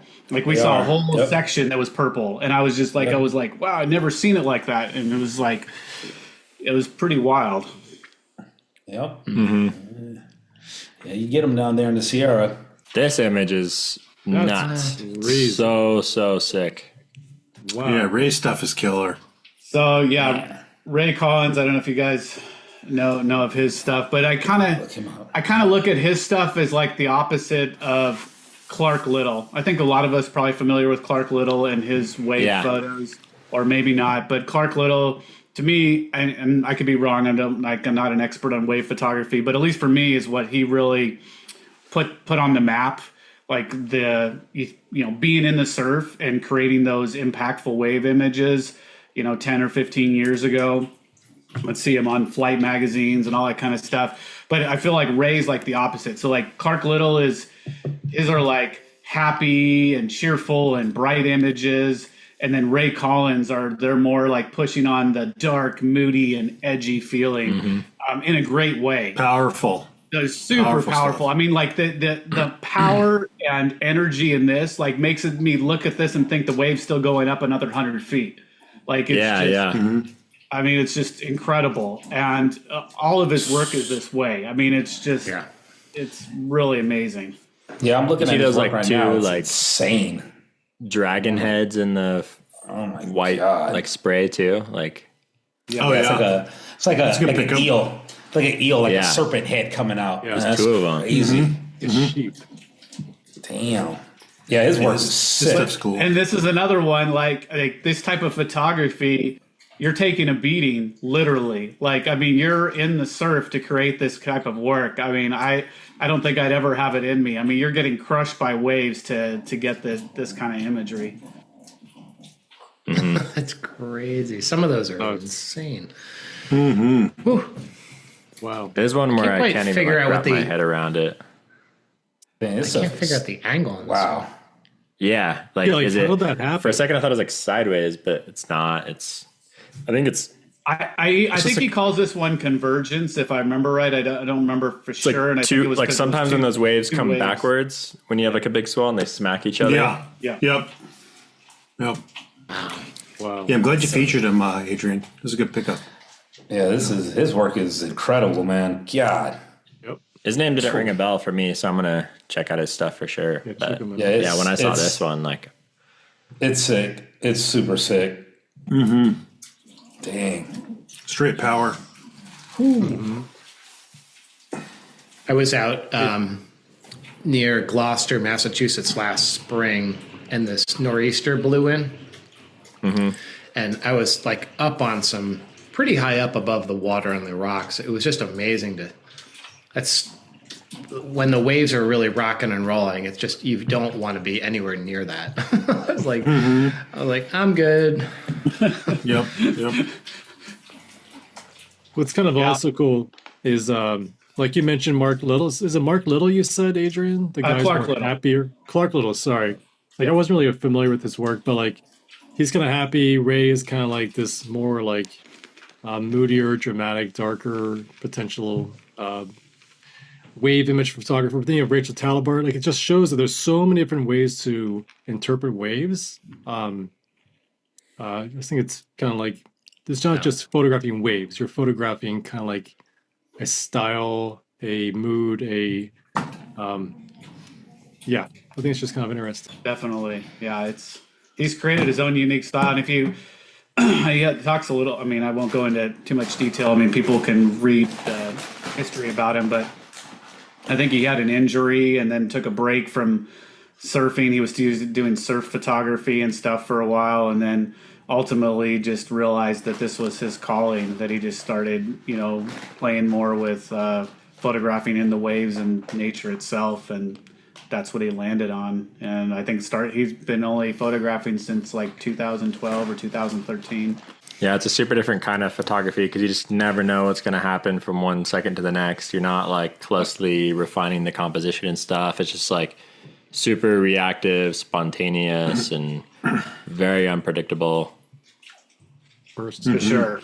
This is another one, kind of like Mike Curry's Reflections, where I guarantee they're taking a ton of frames and, might go out and shoot, for an hour or two in waves and throw away, 95% of the frames. Mm-hmm. Yep. Yeah, that's awesome. Recognize this one, Adrian? Oh, yeah. I've seen that one. You know this photographer? I know that photographer. Yeah, who's that guy? David. On that note, I'll take a break. I'm going to go get some whiskey. I'll be right back. Okay, sounds good. David's just like zoned out. He's just been taking edible like or the last something? 45 minutes. This guy's. Hey, so look. Did you work out before?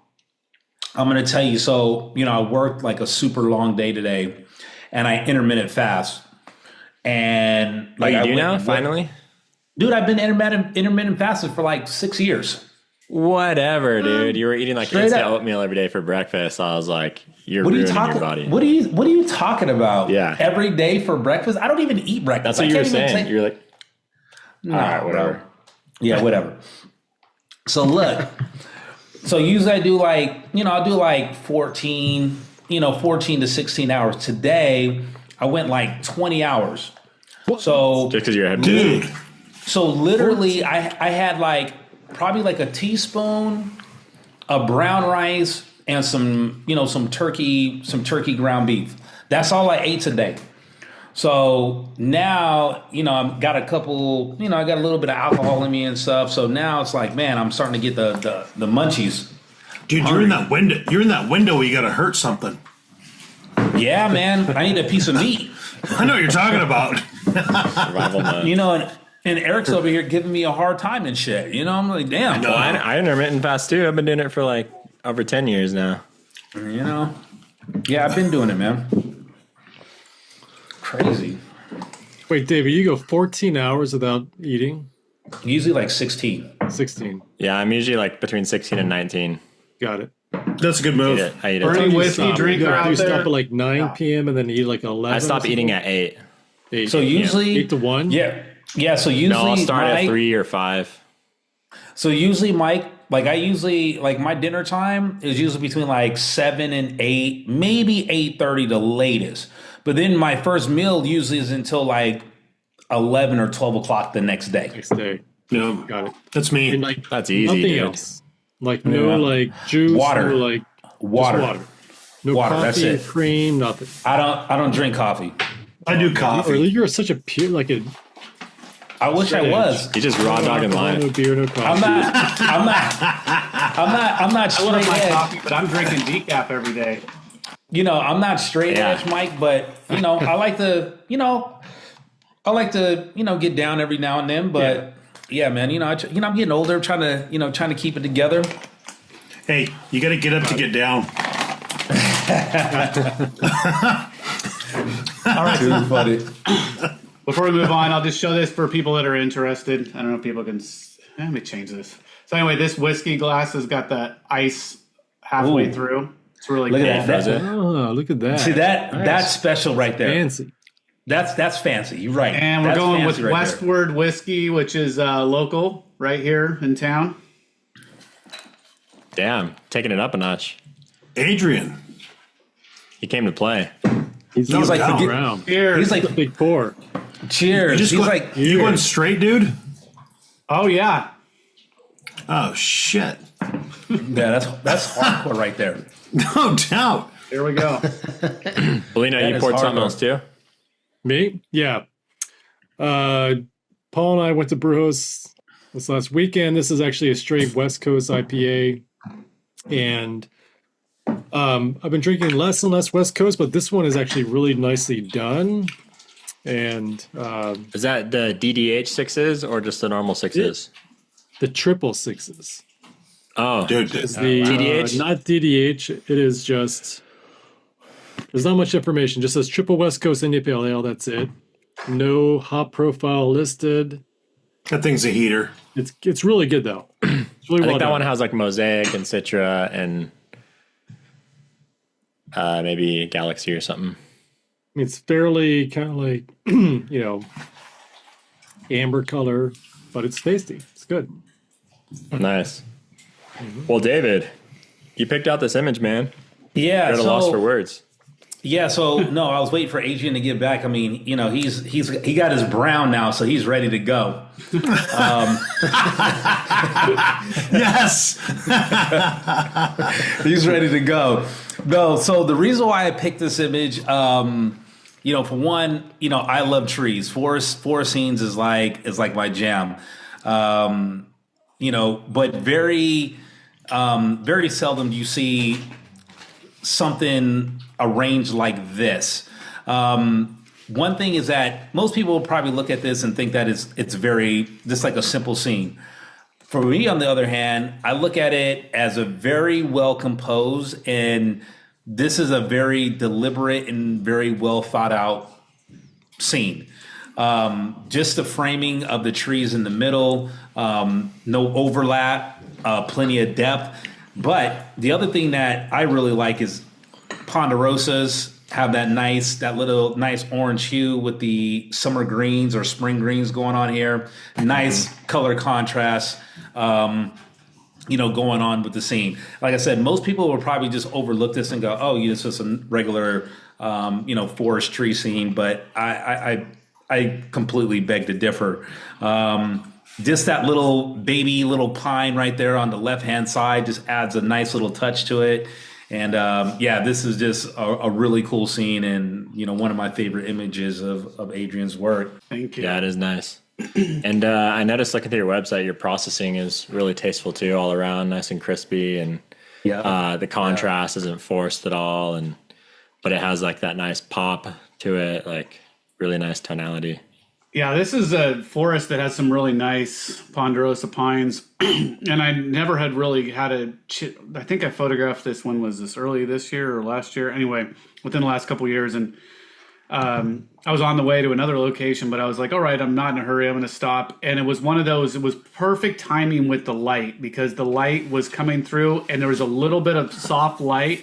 Like I didn't paint that in, I'm just getting a little bit of soft light coming from up above, which made all the difference. So no bright light, no flat light, and the nice spring greens. And when I saw this composition, I was like, I didn't even have my camera. I was just kind of wandering around. I was like, oh, I got to get my gear. Like, I got to shoot this. Yeah, this is super nice, man. I just absolutely love this scene. Like I said, just the framing of the stuff in the center, the trees in the middle bending over to the left just kind of gives it a little character. The little baby pines in there. This is just an awesome scene. I just really enjoy this scene quite a bit. Mm-hmm. Dude, this would be like a really killer print in like a nice cabin or something. It would just massive on the wall. It just set a really nice tone for the whole place. It's super nice. Yeah, if you know someone that wants to buy a large print, let me know. I think that's what Paul's oh, we got a whole list of people, man. But, we saw these things at hotcakes. No, you'll be getting hit up after the show. Super nice. So I mean, as someone who's also photographed these Ponderosa pine forests, is not an easy place. You think it's going to be easy, but it never actually is. And so hard. What's kind of cool with this image is the mid-ground forest floor is super clean, but then everything else around it is nicely filled in, like behind the trees on the right and left sides. No sky gaps at all. Super nice. And again, like just the different character. Like I think David brought up the different angles of the trees. To kind of recognize this seems like nature as nature is. It's not like so perfect. Like sometimes you see these trees, they're all like perfectly, vertical, they're perfectly like jail spaced. bars. Yeah, it seems kind of like a little bit forced. This seems very natural. His use of framing, the colors are perfect. Like, this is not an easy scene to actually pull off, to be honest with you. So super nicely done. Yeah, and then like the other thing too, like if you notice, like in the mid ground, it's like more of the warmer yellower greens against like the cooler greens of the pines. That gives it that nice contrast. A lot of people would totally nuke those greens and wouldn't separate, you know, those colors and not give it, you know, the depth that, you know, the scene deserves. But, you know, Adrian just nailed it on this one. Yep. Yeah. Yep. That's really good. nice That's a good color call work. out. Yeah, so good old Kawanda. Oh, man. All right. Thor's Fist, rest in peace. Thor's Fist. Yeah, this is the one that was pushed over. Yeah, one that was pushed over not even a year after I photographed this. There's video Tons of of it bitches. online. Yep. R.I.P. That's ridiculous. I But tried to beyond the photograph fact, it a few other times, but I never really got a photo I was like, and it just happened to be this one morning that was really misty and foggy, and I was like, oh, this is it. Yeah, that's such a nice scene, and it's rare. You're not gonna find many images of that. Yeah. not anymore. Yep. Yeah. Yeah, so not at all anymore. This is my selection, and I think you kind of already alluded to it, just the misty, kind of soft lighting, soft color, and just dialed in perfect composition is just, you know, stellar. And one of the most amazing places on the Oregon coast, Cape Kiwanda, is just a phenomenal place. And but this image of this rock formation, I think I actually don't remember this image of yours, Adrian, before looking at it the last couple of days. And when I saw that, I was like, this might be the best I've seen of this formation. Oh, thank you. Yeah, it's incredible. And just the way you handle the light, the color, it all works really well. It just kind of like gives it a great sense of place. But it also speaks to the fact that I feel like Oregon has gone through a lot of like transition and transformation from fires or people behaving badly. In this case, people pushing over this formation. And it's just kind of like, you know, it just kind of tugs at my heart a little bit just looking at this image because I know it's gone. And it's such an amazing scene. And good for you for being there and actually pulling it off and coming away with an amazing photograph because that way the world can kind of see it. Adrian, what year did you take this in? Do you know, or do you remember? Yeah, I mean, I have to look up, but I think it was around 2015 or so, something like that. Wow. About 9 years ago. Yeah, sounds about right. Damn, crazy. Man, that's People have people like etched into the foreground there. It almost that there's no edging. That you're just, I think, just seeing lines from over time. I mean, there is definitely etching in Cape Kiwanda area for sure, where people have carved. That's in. just like sand that's on top of the sandstone. Yeah, I think that's just sand in there. That's cool. Because the water washes up onto there, right? Sometimes. If in extreme enough conditions, the waves can come up really high for sure. I mean, that's how it has eroded like that. Like the water receding around it. And I've been hit up there before. It's crazy. Yeah, I don't know if it's still. I mean, I'm hoping it's still open to the public, but it's been a while since I've been up. The last time I hiked up to that location was, I think, just before the pandemic. And I mean, there's all sorts of signs to not hike up there, but it's not illegal. So I went up there and I hiked and photographed that morning, and I came down and there was a ranger, and we had a good talk. And I asked her, I was like, it's not illegal for me to be up there. And she's like, no, it's not. She's like, I said, I totally understand the risk, but as a nature photographer and somebody that's been out there many times, I completely understand them. I'm also not one of those people that's going to sit on the edge of the cliff and just dangle my legs off, which is what some people do, and that's how they fall off the edge. And that's sketchy. Yeah. It's super sketchy there too. Yeah. Oh, like if you lose your footing, oh man, you're going for a ride. Yeah, it's sketchy. It's super sketchy there, and it's all slick when it gets wet. That sandstone is that little algae, the green stuff. Isn't this near the same spot where like everybody has photos of that like bowl thing and the water comes in, like Ryan Dyer and close to that? Yeah. Didn't somebody like fall in, like get kind of swept in and lose their bag or something, like Miles or Ryan or TJ had his girlfriend's like Dave was saying, I think she lost her footing on some green algae, and slid into a different portion. And he, to his credit, obviously went in and helped her get back to safety, but he lost all his camera gear. And I think a bunch of us chipped in to kind of buy him some new equipment because like he had no I don't choice. remember that story. Wow. This is like 10 years ago, I think. Okay. Yeah. I remember that. Yeah. So it's no joke. I mean, people do get into trouble. People lose their lives there. Yeah, it's sketchy. Yeah. And so anyway. But really nicely done image. I love the layering and how like the back 2 layers of the hills in the far background just ties it all together. That last overlap, and really nice. Such a cool spot, man. Bummer about that. Yeah. Yep. It's just like people behaving badly. Yeah. You know. It's a reminder to always take that photo because you just never know whether it's going to be idiots or nature that's going to take it down. Yeah, you're right. Yeah, it's true. Yeah, there's another spot, the Keyhole, which I think is in the background somewhere. There also is an amazing, just natural, big, huge arch with the water coming through the middle. Yep. But luckily, that's just a natural process. That thing came crumbling down, but that's kind of a semi-iconic image back in like the early 2010s, which is no longer there as well. I think Zach Schneff got the last photo of that place before. He literally took the photo, I think, 2 or 3 days before it collapsed. I want to get there so badly. Yeah. Zach has a really nice image from the Keyhole. It's super nice. Yeah, you've got that rock behind it that looks like a pyramid. Mm-hmm. Yeah, it's pretty sick. Yeah. And even close off, like you can't even get, I was there like last, maybe early March, with Brian Swan, and you really can't even hike out to that farther point anymore. They kind of roped it all off. You might be able to go beyond the ropes. They were kind of like cordoned off.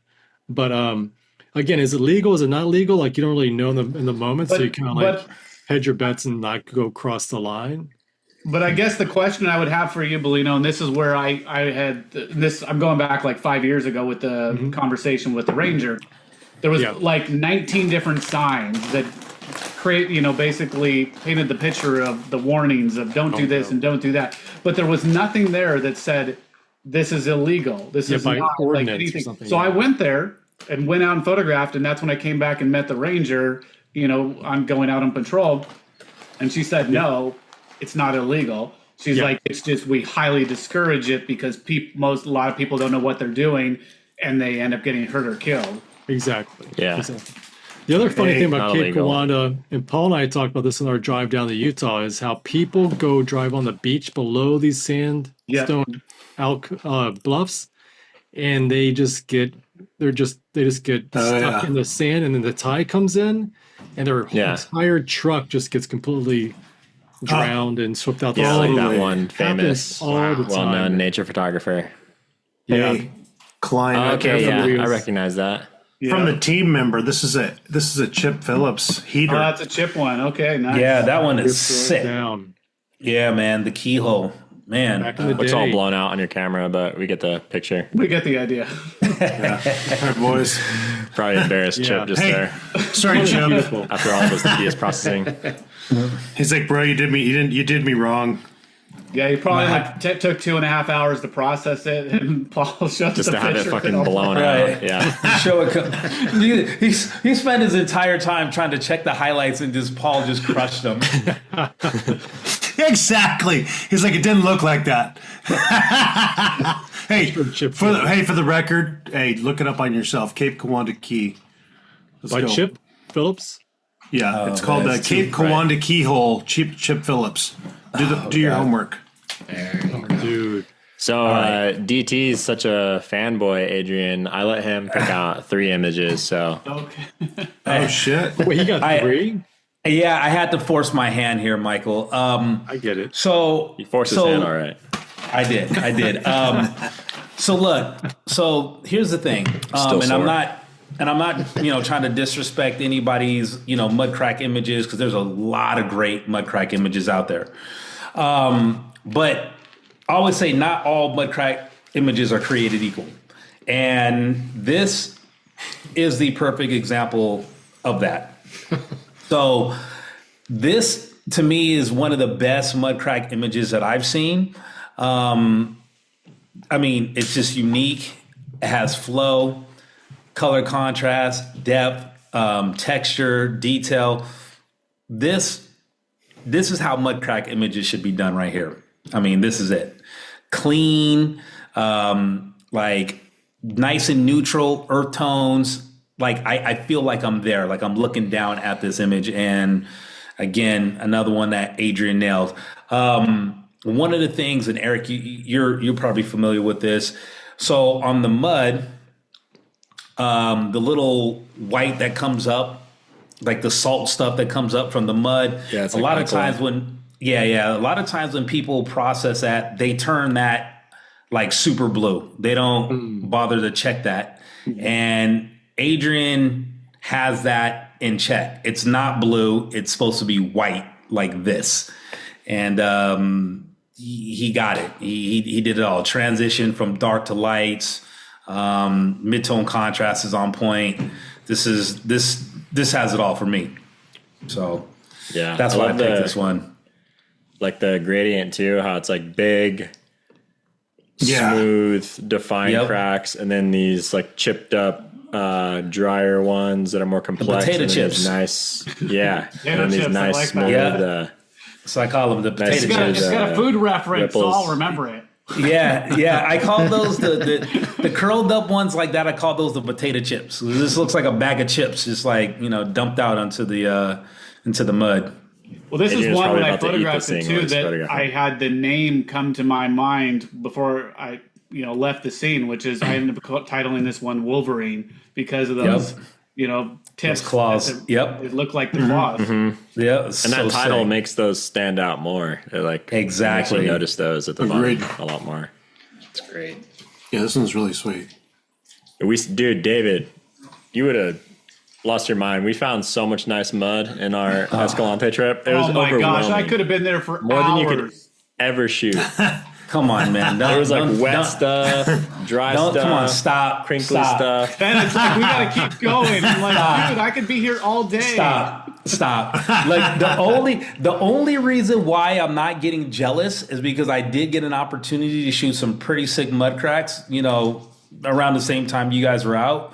That's the only reason why I'm not jealous right now that you're telling me this. Yeah, this fall, like in southern Utah, all the canyons have really nice mud. What was that? Where were you when you're shooting mud? I was out there, up there towards Hanksville and stuff, up there in Capitol Reef. Oh, okay. Yep. And I found good mud around there. Yeah, I just was going down some random stuff too. Yeah, I was just going around just looking for cottonwoods to shoot, and I found this one section, and man, I just started following the creek, and well, it wasn't a creek, it was a dry creek, but man, there was so many cracks that I could have been there for hours. I think I spent a good 2 hours there, but I could have spent way more time there.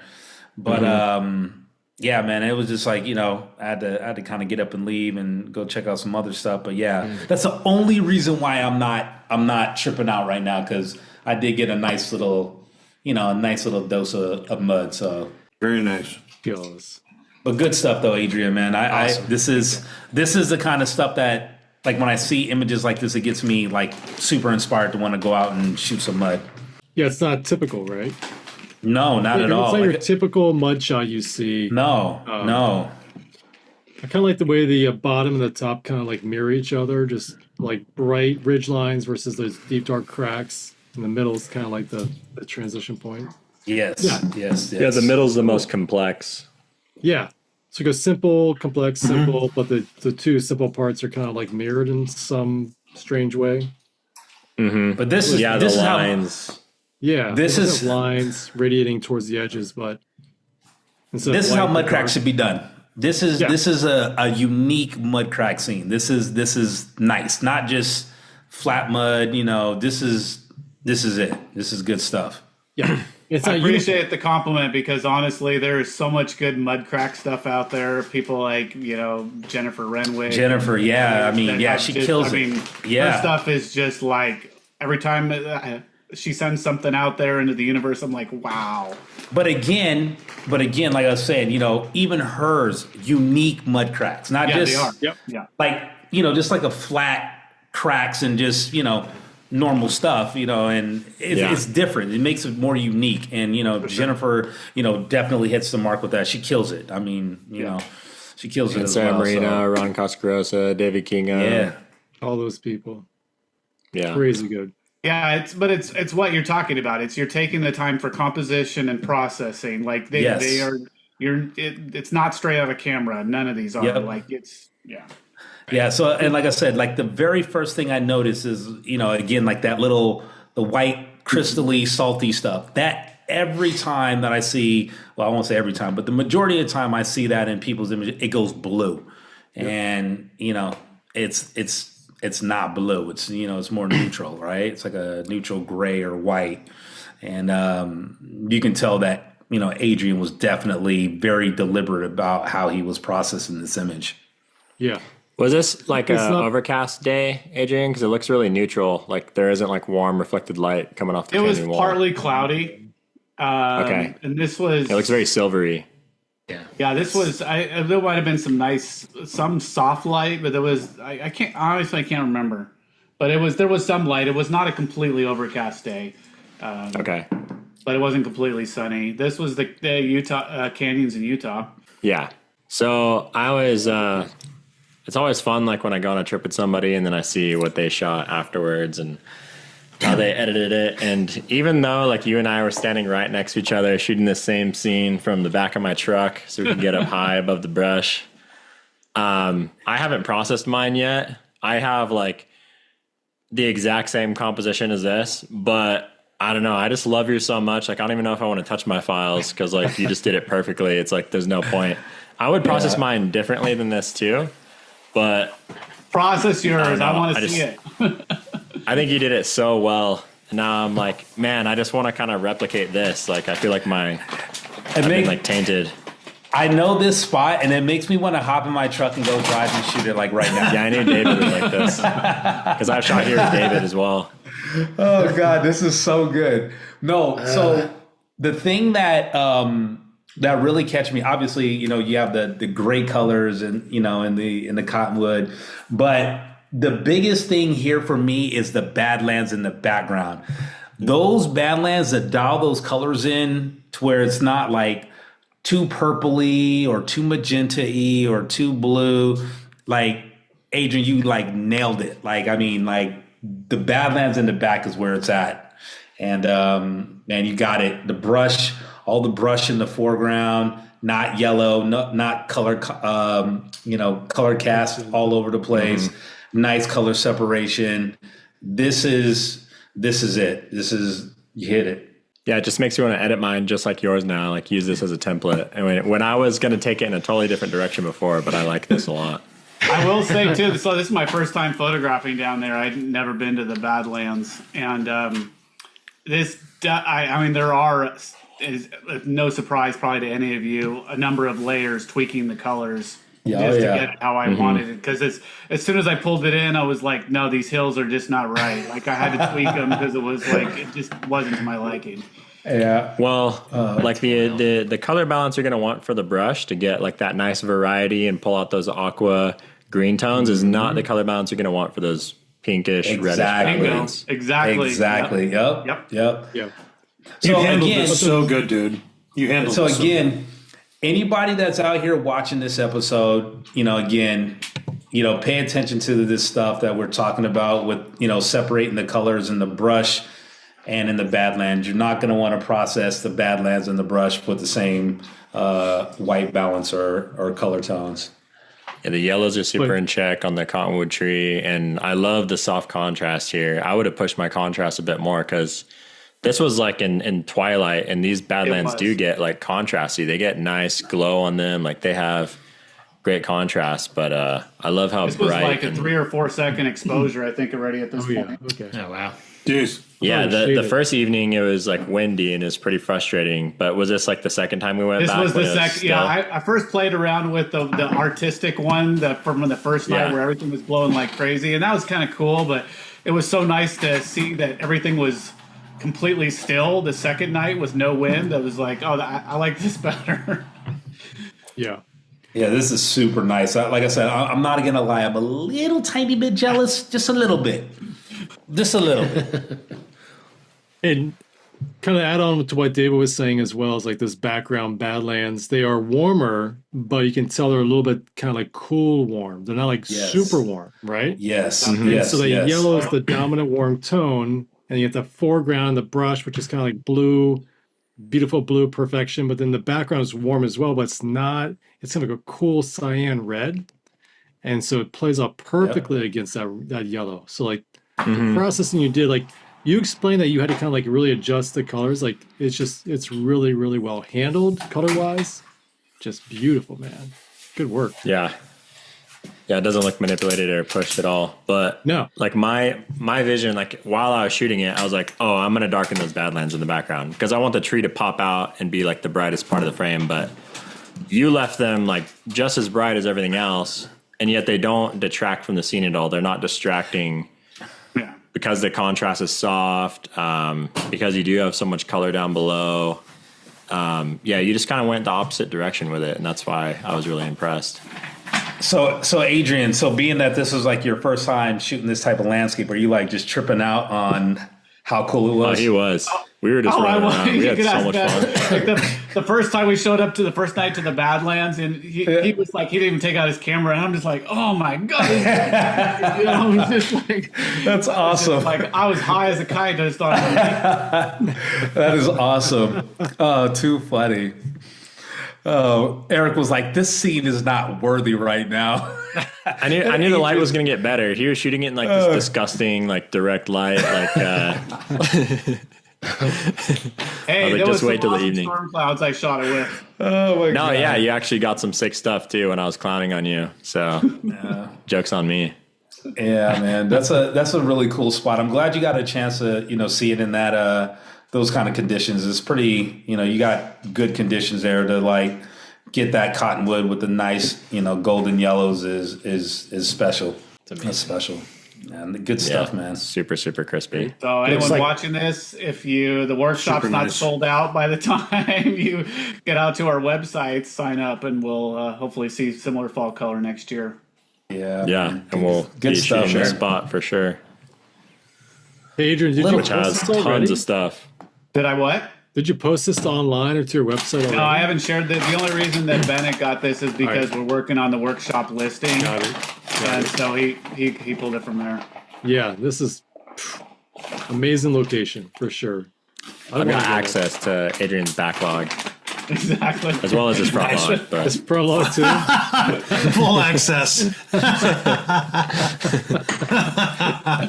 Yes. Too funny.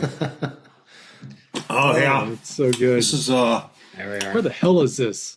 Dude, that's my pick, and Klein threw this out as not Colorado, not Utah, but Washington. He just freaking stroked this one. Yeah, I am a weird animal. I've yet to photograph Colorado in the fall. I just have not done that yet. I will at some point. No, this is up in the Cascades of Washington. Super nice, dude. I love this thing. When I came across it, I was like, so pretty. Yeah, this is so awesome. Yeah, that is really, really, really good. Adrian, Eastern Washington or Cascades? This is up near Stevens Pass. Oh, is it really? Okay, wow. Wow. I would have no idea this is Stevens Pass. So, Adrian, it's in that direction. Yeah. Did you say that this was the first time that you had shot aspens before too? One of the few. I mean, there's none near my house, and I haven't traveled that far to go photograph aspens. So this is maybe the second or third time I'd ever really photographed them. Got you. Well, for being the first few times, you did a really good job here. Yeah, the distribution of all the different clumps of yellow is really well handled. The spacing. Yeah, that's what I noticed when I saw this. I was, this is obviously a much bigger scene, but I honed in on this. I was like, oh, I really like the balance of feeling like the leaves are kind of floating through the trunks here. Yep. Have you printed this one, dude? No, I just processed it last week. So I haven't even okay. Yeah, this would be sick. We could get this on Mikey D's wall. It's filling up, but we got space still. Oh, it's so good. Wow. Gorgeous. Yeah, it's just about color, right? It's just about yellow and blue. Mm-hmm. I mean, and subtle. Subtle. Real subtle, right, Mike? just nice and just a little touch of blue, not like blue. I actually Blue pulled Man the Group. blues down a hair because of that. I didn't. They were a little stronger than I liked, and I wanted to have blue, but I just didn't want it to be overpowering. You want the cool feeling, but not the actual like color blue. Exactly. Right. Yeah. Nice. Like it could be like a little bit more neutral blue, but I think having it be less neutral blue, even less neutral blue, was actually really effective with like offsetting the yellow. It's really nice. This is like again, the people that are listening to this, you guys are getting so many gems in this episode. It's just not even funny. Like this is a lot of good stuff. You're giving us here. way too much credit, David. There's like 5 people watching this, maybe. I know. 5. There maybe be 7 this time around. Come on. Well, there's Adrian will pull in a few more. 6 in the room filming it, so I think in the show notes, if you put that Adrian was sipping on some brown, I think that's going to bring in more viewers.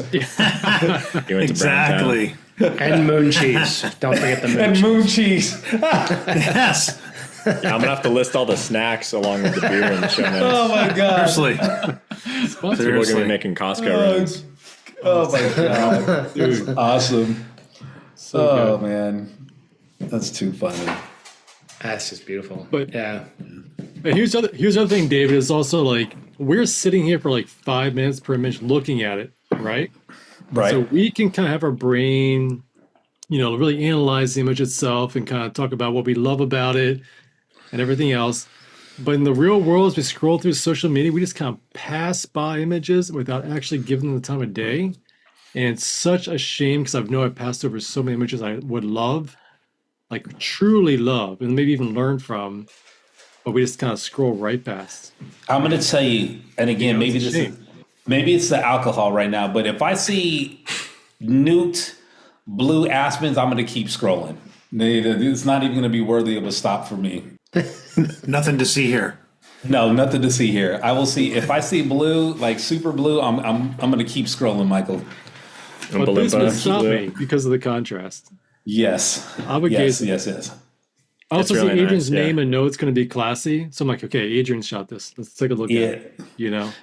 Yeah, but you're right though. I mean, like, with just so much, stuff out there, you're right. We're taking the time to break these images down. And, I really hope that, again, for the 7 people that are listening to this, that they, really, grab something from, the conversation as much as we're, joking around and stuff like that. But those little things make a huge difference in how the image looks, how it feels, the aesthetics, and how it's out there being presented. I think it makes a huge difference. So, yeah, I think it's, definitely worthy of, conversation. There's a fucking nice one too. Nice. And these are not easy. Man, we're going old school tonight. Yeah. Look at this thing. Good Lord. What year is this from? 2008. Oh, man. I bet the forest I is gonna got be a more. story for this one. Think about that. Oh, then. please. Jeez. I love Columbia River Gorge stories. Yeah, tell me about this. Oh. This is one of my picks, but I want to hear the backstory on this, Adrian. So this is like a day's effort to take this photo. I'm not joking. Like a day to hike in and out. It was an entire day. This is way off trail. This is not even close to on trail. What were you doing out there? Is this Like, McCord? So why were you hiking so far? This was me and Zach Schneff, Jeremy Cram, and Mark Adamus. All Baby. 4 of us were out for an entire day in the gorge, and we decided to venture up this creek and literally just see what we could find. And when we came to this spot, which was probably, 3 to 4 hours of hiking and bushwhacking at that point, and we're just like, oh, this is amazing. And photographed it for a while, and then came back, and that was our entire day. And then went and had sushi for dinner. Dude, this thing is so clean. Look how sterile that forest is. Right. And unfortunately, it probably doesn't exist anymore. This whole area burned to a crisp. But this is up from the board. It's gone. It's dope. Wow. It's so sterile. One of the most intense burn areas of the entire gorge. This is absolute pride. Oh, this was a spot that I went to several times. Not this exact location right here in the frame, but like Upper McCord itself. Yeah. Yep. And it was one of the most magical spots in the entire gorge. And this team is gone, obliterated. Totally. It's That's so crazy. sad. I kind of weep. So Is this the original version that you processed, or have you reprocessed it since then? And I think I might have cheeked it a little bit since I first processed, but I haven't done any processing to it in the last probably 10 years, 8 years. Wow, it's really nice. Like it's definitely. So the reason why I picked this, a few reasons why. One in particular was the greens. I find greens, and Eric, you and I have talked about this many times. I find greens to be challenging to process, and even knowing that you took this so long ago, your greens are like in check. They're like not nuked, they're not blown out, like they're nice. They're nice and just clean. And that was one of the biggest things that, drew me to this particular scene. The other thing is it feels wild to me, like it's like way out in in the middle of nowhere. Like it feels wild, but yet still clean and under control. Like a lot of, organized chaos, if you will, but it feels wild to me. And I like scenes that have that wildness feel to it. And this captures that feeling of just being out in the middle of who knows where, and just hearing the backstory, behind the image even adds more context of, the feeling that I was having when I looked at the image. And lastly, the water flow and the texture, right? The long exposure.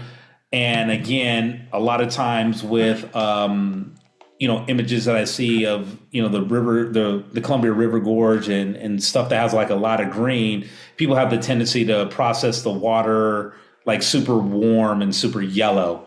And everything is like handled here. It's not given that yellow color cast or anything like that in the water. It feels nice and neutral and like clean, which I really like. So, overall, it's just like a nice flowing, appealing scene to me. And just really, really cool shot. And then hearing the backstory behind it just is even better. I was going to touch on the water as well, because typically I shoot water like a bit faster than this. Like I don't really like milky, like textureless water, but here it works perfectly. And I think it's because like the forest around it is so textured. It's a nice contrast, that's smooth and and that's a good call. Textured. Yeah. And then the other thing too, with that longer exposure, what I really like is that the placement of that foreground rock in the water, it almost looks like it's floating. Like it just gives like a floating feel there, which is really cool. Clouds. Yeah. So it just a really, really, really nice scene. And I really like this one. Well, thanks for bringing it up. It was amazing memory that day. It was just so much fun to be up there, and we didn't know what we'd find. A lot of the scenes when we come along the stream were just too busy, too messy, too all that, and we came across this one and was just like you talked about. You felt the wildness of it all, but also the cleanliness. So it had the mix of both. And I totally agree. Greens are tough. And this was springtime, so you can see in the background some of the greens are already starting to bud. But I do my best to try to bring them to life as much as possible without making them feel like they're truly electric. Yes. Right. I think having the water be very neutral in color also helps keep those greens in check, right? Yeah. So sometimes we want to process a little cooler, but I feel like which would really offset those green yellows. But like your choice to keep it super white, super neutral, like just kind of makes everything feel just very harmonious. Yeah, a lot of people try to counter the green with magenta, and the water becomes purple. Yeah, I vaguely remember that I really tried hard to get the water as neutral as possible. That was just one of the things that I wanted. Was I just didn't want any color in it, which isn't always the case, but that's how I wanted it. Wow, man, Adrian, man, you got it, man. Just so good. Good place. What a spot! What a spot! Killed it. And again, like that's two places I want to point out. Two places Adrian's photographed, which are amazing. They no longer exist. Killed it in both locations. Yeah, I thought about putting a gallery up on my website with just photos of what used to be or something, like the places that just are no longer existing. Lost landscapes. Yeah, there we go.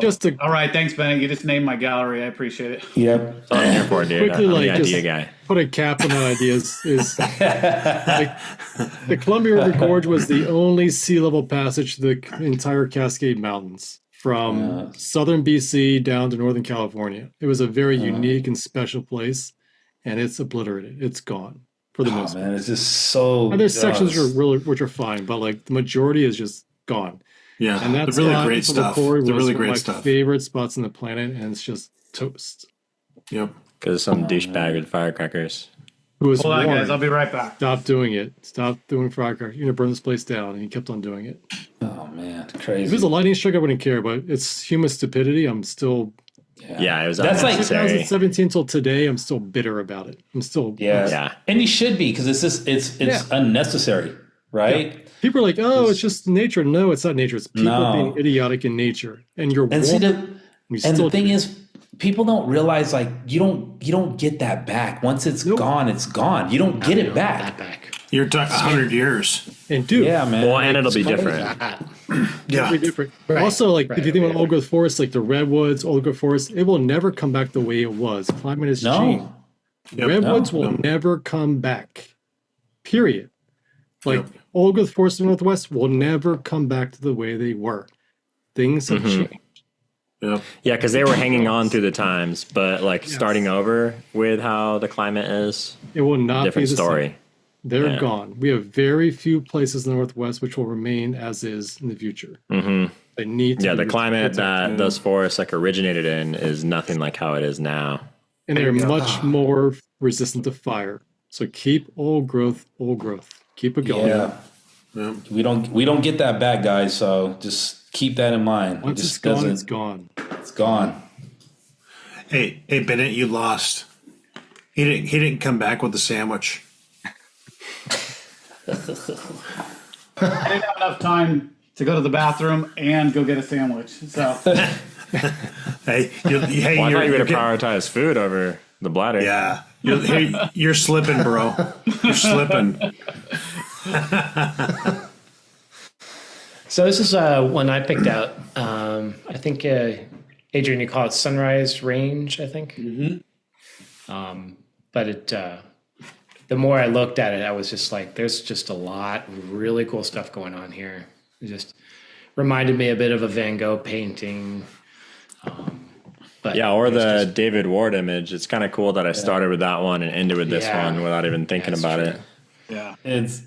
Dude, it's so cool. Like real quick. So when you were composing this scene, Adrian, like, what was your thought process with the patterns? I just want to kind of you to touch on that. Yeah, no, it's a fair question. So this is one of those places that, sometimes there's only this one little patch of, I want to say, goodness. And here there was like goodness all over. Like it was just really interesting, and it was almost overstimulating. Yep. Mm-hmm. I had to and I got a lot of cool images that I like overall from about like 1 to 2 hours of photographing in this area. But when I started just, taking my time and just really looking down, because I was kind of shooting down at this area, I was trying to look and see, does anything stick out that is different? Like a lot of it was kind of just interesting, edgy, repeating patterns and layers, which is cool. But I'm like, is there something that sticks out that might be different? And when I saw this, and there was this one kind of like tan colored rock among all the darker blue, I was like, oh, that definitely sticks out. And then I'm like, oh, it could be water, it could be mountains. And I'm like, and all of a sudden I start seeing an interpretive landscape. And then that's like, okay, I found my photo that I need. And then with this particular one, the angle I was at, I had to focus stack. So it was like I needed to line it up and get everything all dialed in. Yeah, it's really cool. I just love that because, again, maybe we are up to 10 people now that are going to be listening to this. It's a good, interpretation of how to see the smaller scenes. And, one of the things that, you talked about when, I took the workshop with you is, how to look for stuff like this. And like, I totally see like a peak with just dramatic clouds over the peak. And it's such a cool scene that it was just really good to hear your breakdown of what you were seeing there. It's really cool. Thank you. The element in the center right, I mean, just reminiscent of a moon poking behind clouds or something. Yeah. Over those mountains. It's like, wow. God, it's so cool, dude. Man. God, like killing me. Jimmy, you said that, and also my mind just sees that entire thing with the mountains below. Yeah. Perfect. Yeah. It just totally changed the image for me immediately. Yeah. Wow. So much good stuff going on here. I looked at this one too, Jimmy. I was like, I was like, I assumed somebody would take it. Yeah. I was on it. Then I pivoted. This is magnum opus. Great pick, Jimmy. And that's the thing, Adrian, like I think I told you this, is like you have such a great natural eye for these kind of very small, intimate / abstract scenes. Like I don't. And so when I see an image like this, it just kind of like floors me. Like, yeah, I feel the same way. You think like, oh, I want to go out and get an image just like this. And I never can. And so it's pretty impressive to see this thing. I think I can, MB, I think I can think of maybe one image that I made recently in the last year that was like, kind of interpretive like this, but Adrian's just on a whole nother level. Like, I mean, like just on another level with this. I mean, it's crazy. Yeah, I don't have like any of these it's so hard. Miniature landscape images like this. They're I mean, I appreciate the kudos, guys, but it's definitely not easy for me either. I mean, I am keeping my eye out for them, and I do have more than one, but they're to your point, they're not all over. I mean, they are a study of the composition and the scene, and just keeping your eyes open of what's out there. That's what you pretty much told me a long time ago. So he's still trying to figure it out. Nugget, right? Full circle. Yeah, I'm still trying to figure it out. Well, David, maybe you can attend Adrian and my workshop. I should. I should. That'll be the missing link. I should. I think that I think I do need to attend. Adrian can teach me more small scenes, and you can teach me about being a beer snob. There we go. And cook for me. There it is. Well, great stuff, Adrian. Yeah, for sure. Keep it up, man. I think, it's looking pretty promising. You'll figure it out one day if you just keep at it. Another 5 more years, I think I'll be there. Just don't give up, man. Keep grinding. Lower your shoulder and embrace the grind. This is fun. Thanks for having me on. I really appreciate it. Yeah, it's a good time. Yeah, that was really good, and it was a I'd pleasure, be happy man. to come back at any time. Yeah, that was great. And like I said, you'll regret saying that. I know. I just, as soon as I said that, I was like, I'll be careful what I ask for. Yeah, I told Eric I had to get that off my chest. So I had to just give you just mad kudos for just everything, man. I just think that some of your work is just totally just underappreciated by other people out there, and you deserve like just much love, and just all the work that you've been doing over the years. For sure. Thank you, DT. I really appreciate that. Super cool. Awesome. Last fact about Adrian is that he lives about 5-minute walk away from me. Oh, I should have walked to his house. I should grab a beer. I should have gone to his house. You should have done that. What are you? It's so good. What are you doing? So good. Repeat guest. Next time, repeat guest. Come bring him back on. I'll do the same thing. Yeah. Walk to his house. Michael, you had one job, to make this show. Yeah, and if he decides so to brilliant. give This him guy, but let's just kidding right now. Sorry. Hey, Bennett. He had one job. Pull on the draw. Rewind this shit. Don't fuck it up this time, Bolino. Take 2. He's like 15 blocks away. MB, all he had to do was European pack a blocks. cooler and just go right down to Adrian's house. I mean, you guys, I'll be right back. Oh my No, God! he should have just silently walked through the door and given Adrian a beer and walked away. Through the window. Through the window. Phone, That would have been it right there. texting for a beer. Let me text for a new beer. Just like Hans, I'll just walk Just in. an arm. Just an arm reaching through. There it goes. Oh my God! A One peace sign, job, walk man. back out. 5 minutes to be back in my house. Oh Kinda my God! Totally blew it. Future Kinda- episode. Oh, dude, we should. future That'd episode. been great. Oh Next my time. God! You kind of fucked that up, dude. I totally. Yeah. I did One it. I didn't think one about it. job. You could have just came up with something so unique. And You never have good ideas Like, when they're useful. Yeah, it's Cut hard to that get good out. help. Repeat guests, and we'll make it happen. People's minds were like, crazy, yeah. crazy. All 7 of them.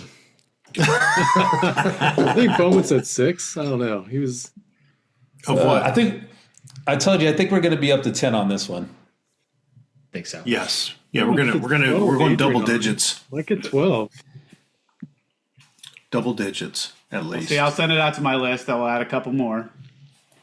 Well, there you go. And honorable I'm sure Happy mentions will watch to it. Kevin Chawla and Jennifer Renwick, because Adrian wanted to feature their images, but they've been on here too many times. People are tired of them. So Yeah. Yeah. Spread the love. Add some other Who are folks. those guys? They're too good. Yeah, they are too Yeah. good. Too good. Oh, they don't need any more love. They don't need any more. nah, Exactly. they're good. Cut off. Too funny. All right. Thanks again, Adrian. Cheers, Yeah, everybody. thank you, guys. sir. Appreciate it. Adrian. Everybody. Cheers, guys. Adrian, good stuff. Good stuff. Wow. Cheers, brother. MB, good seeing you, man. You too, DT. PB, my favorite. Always good, my man. Likewise, man.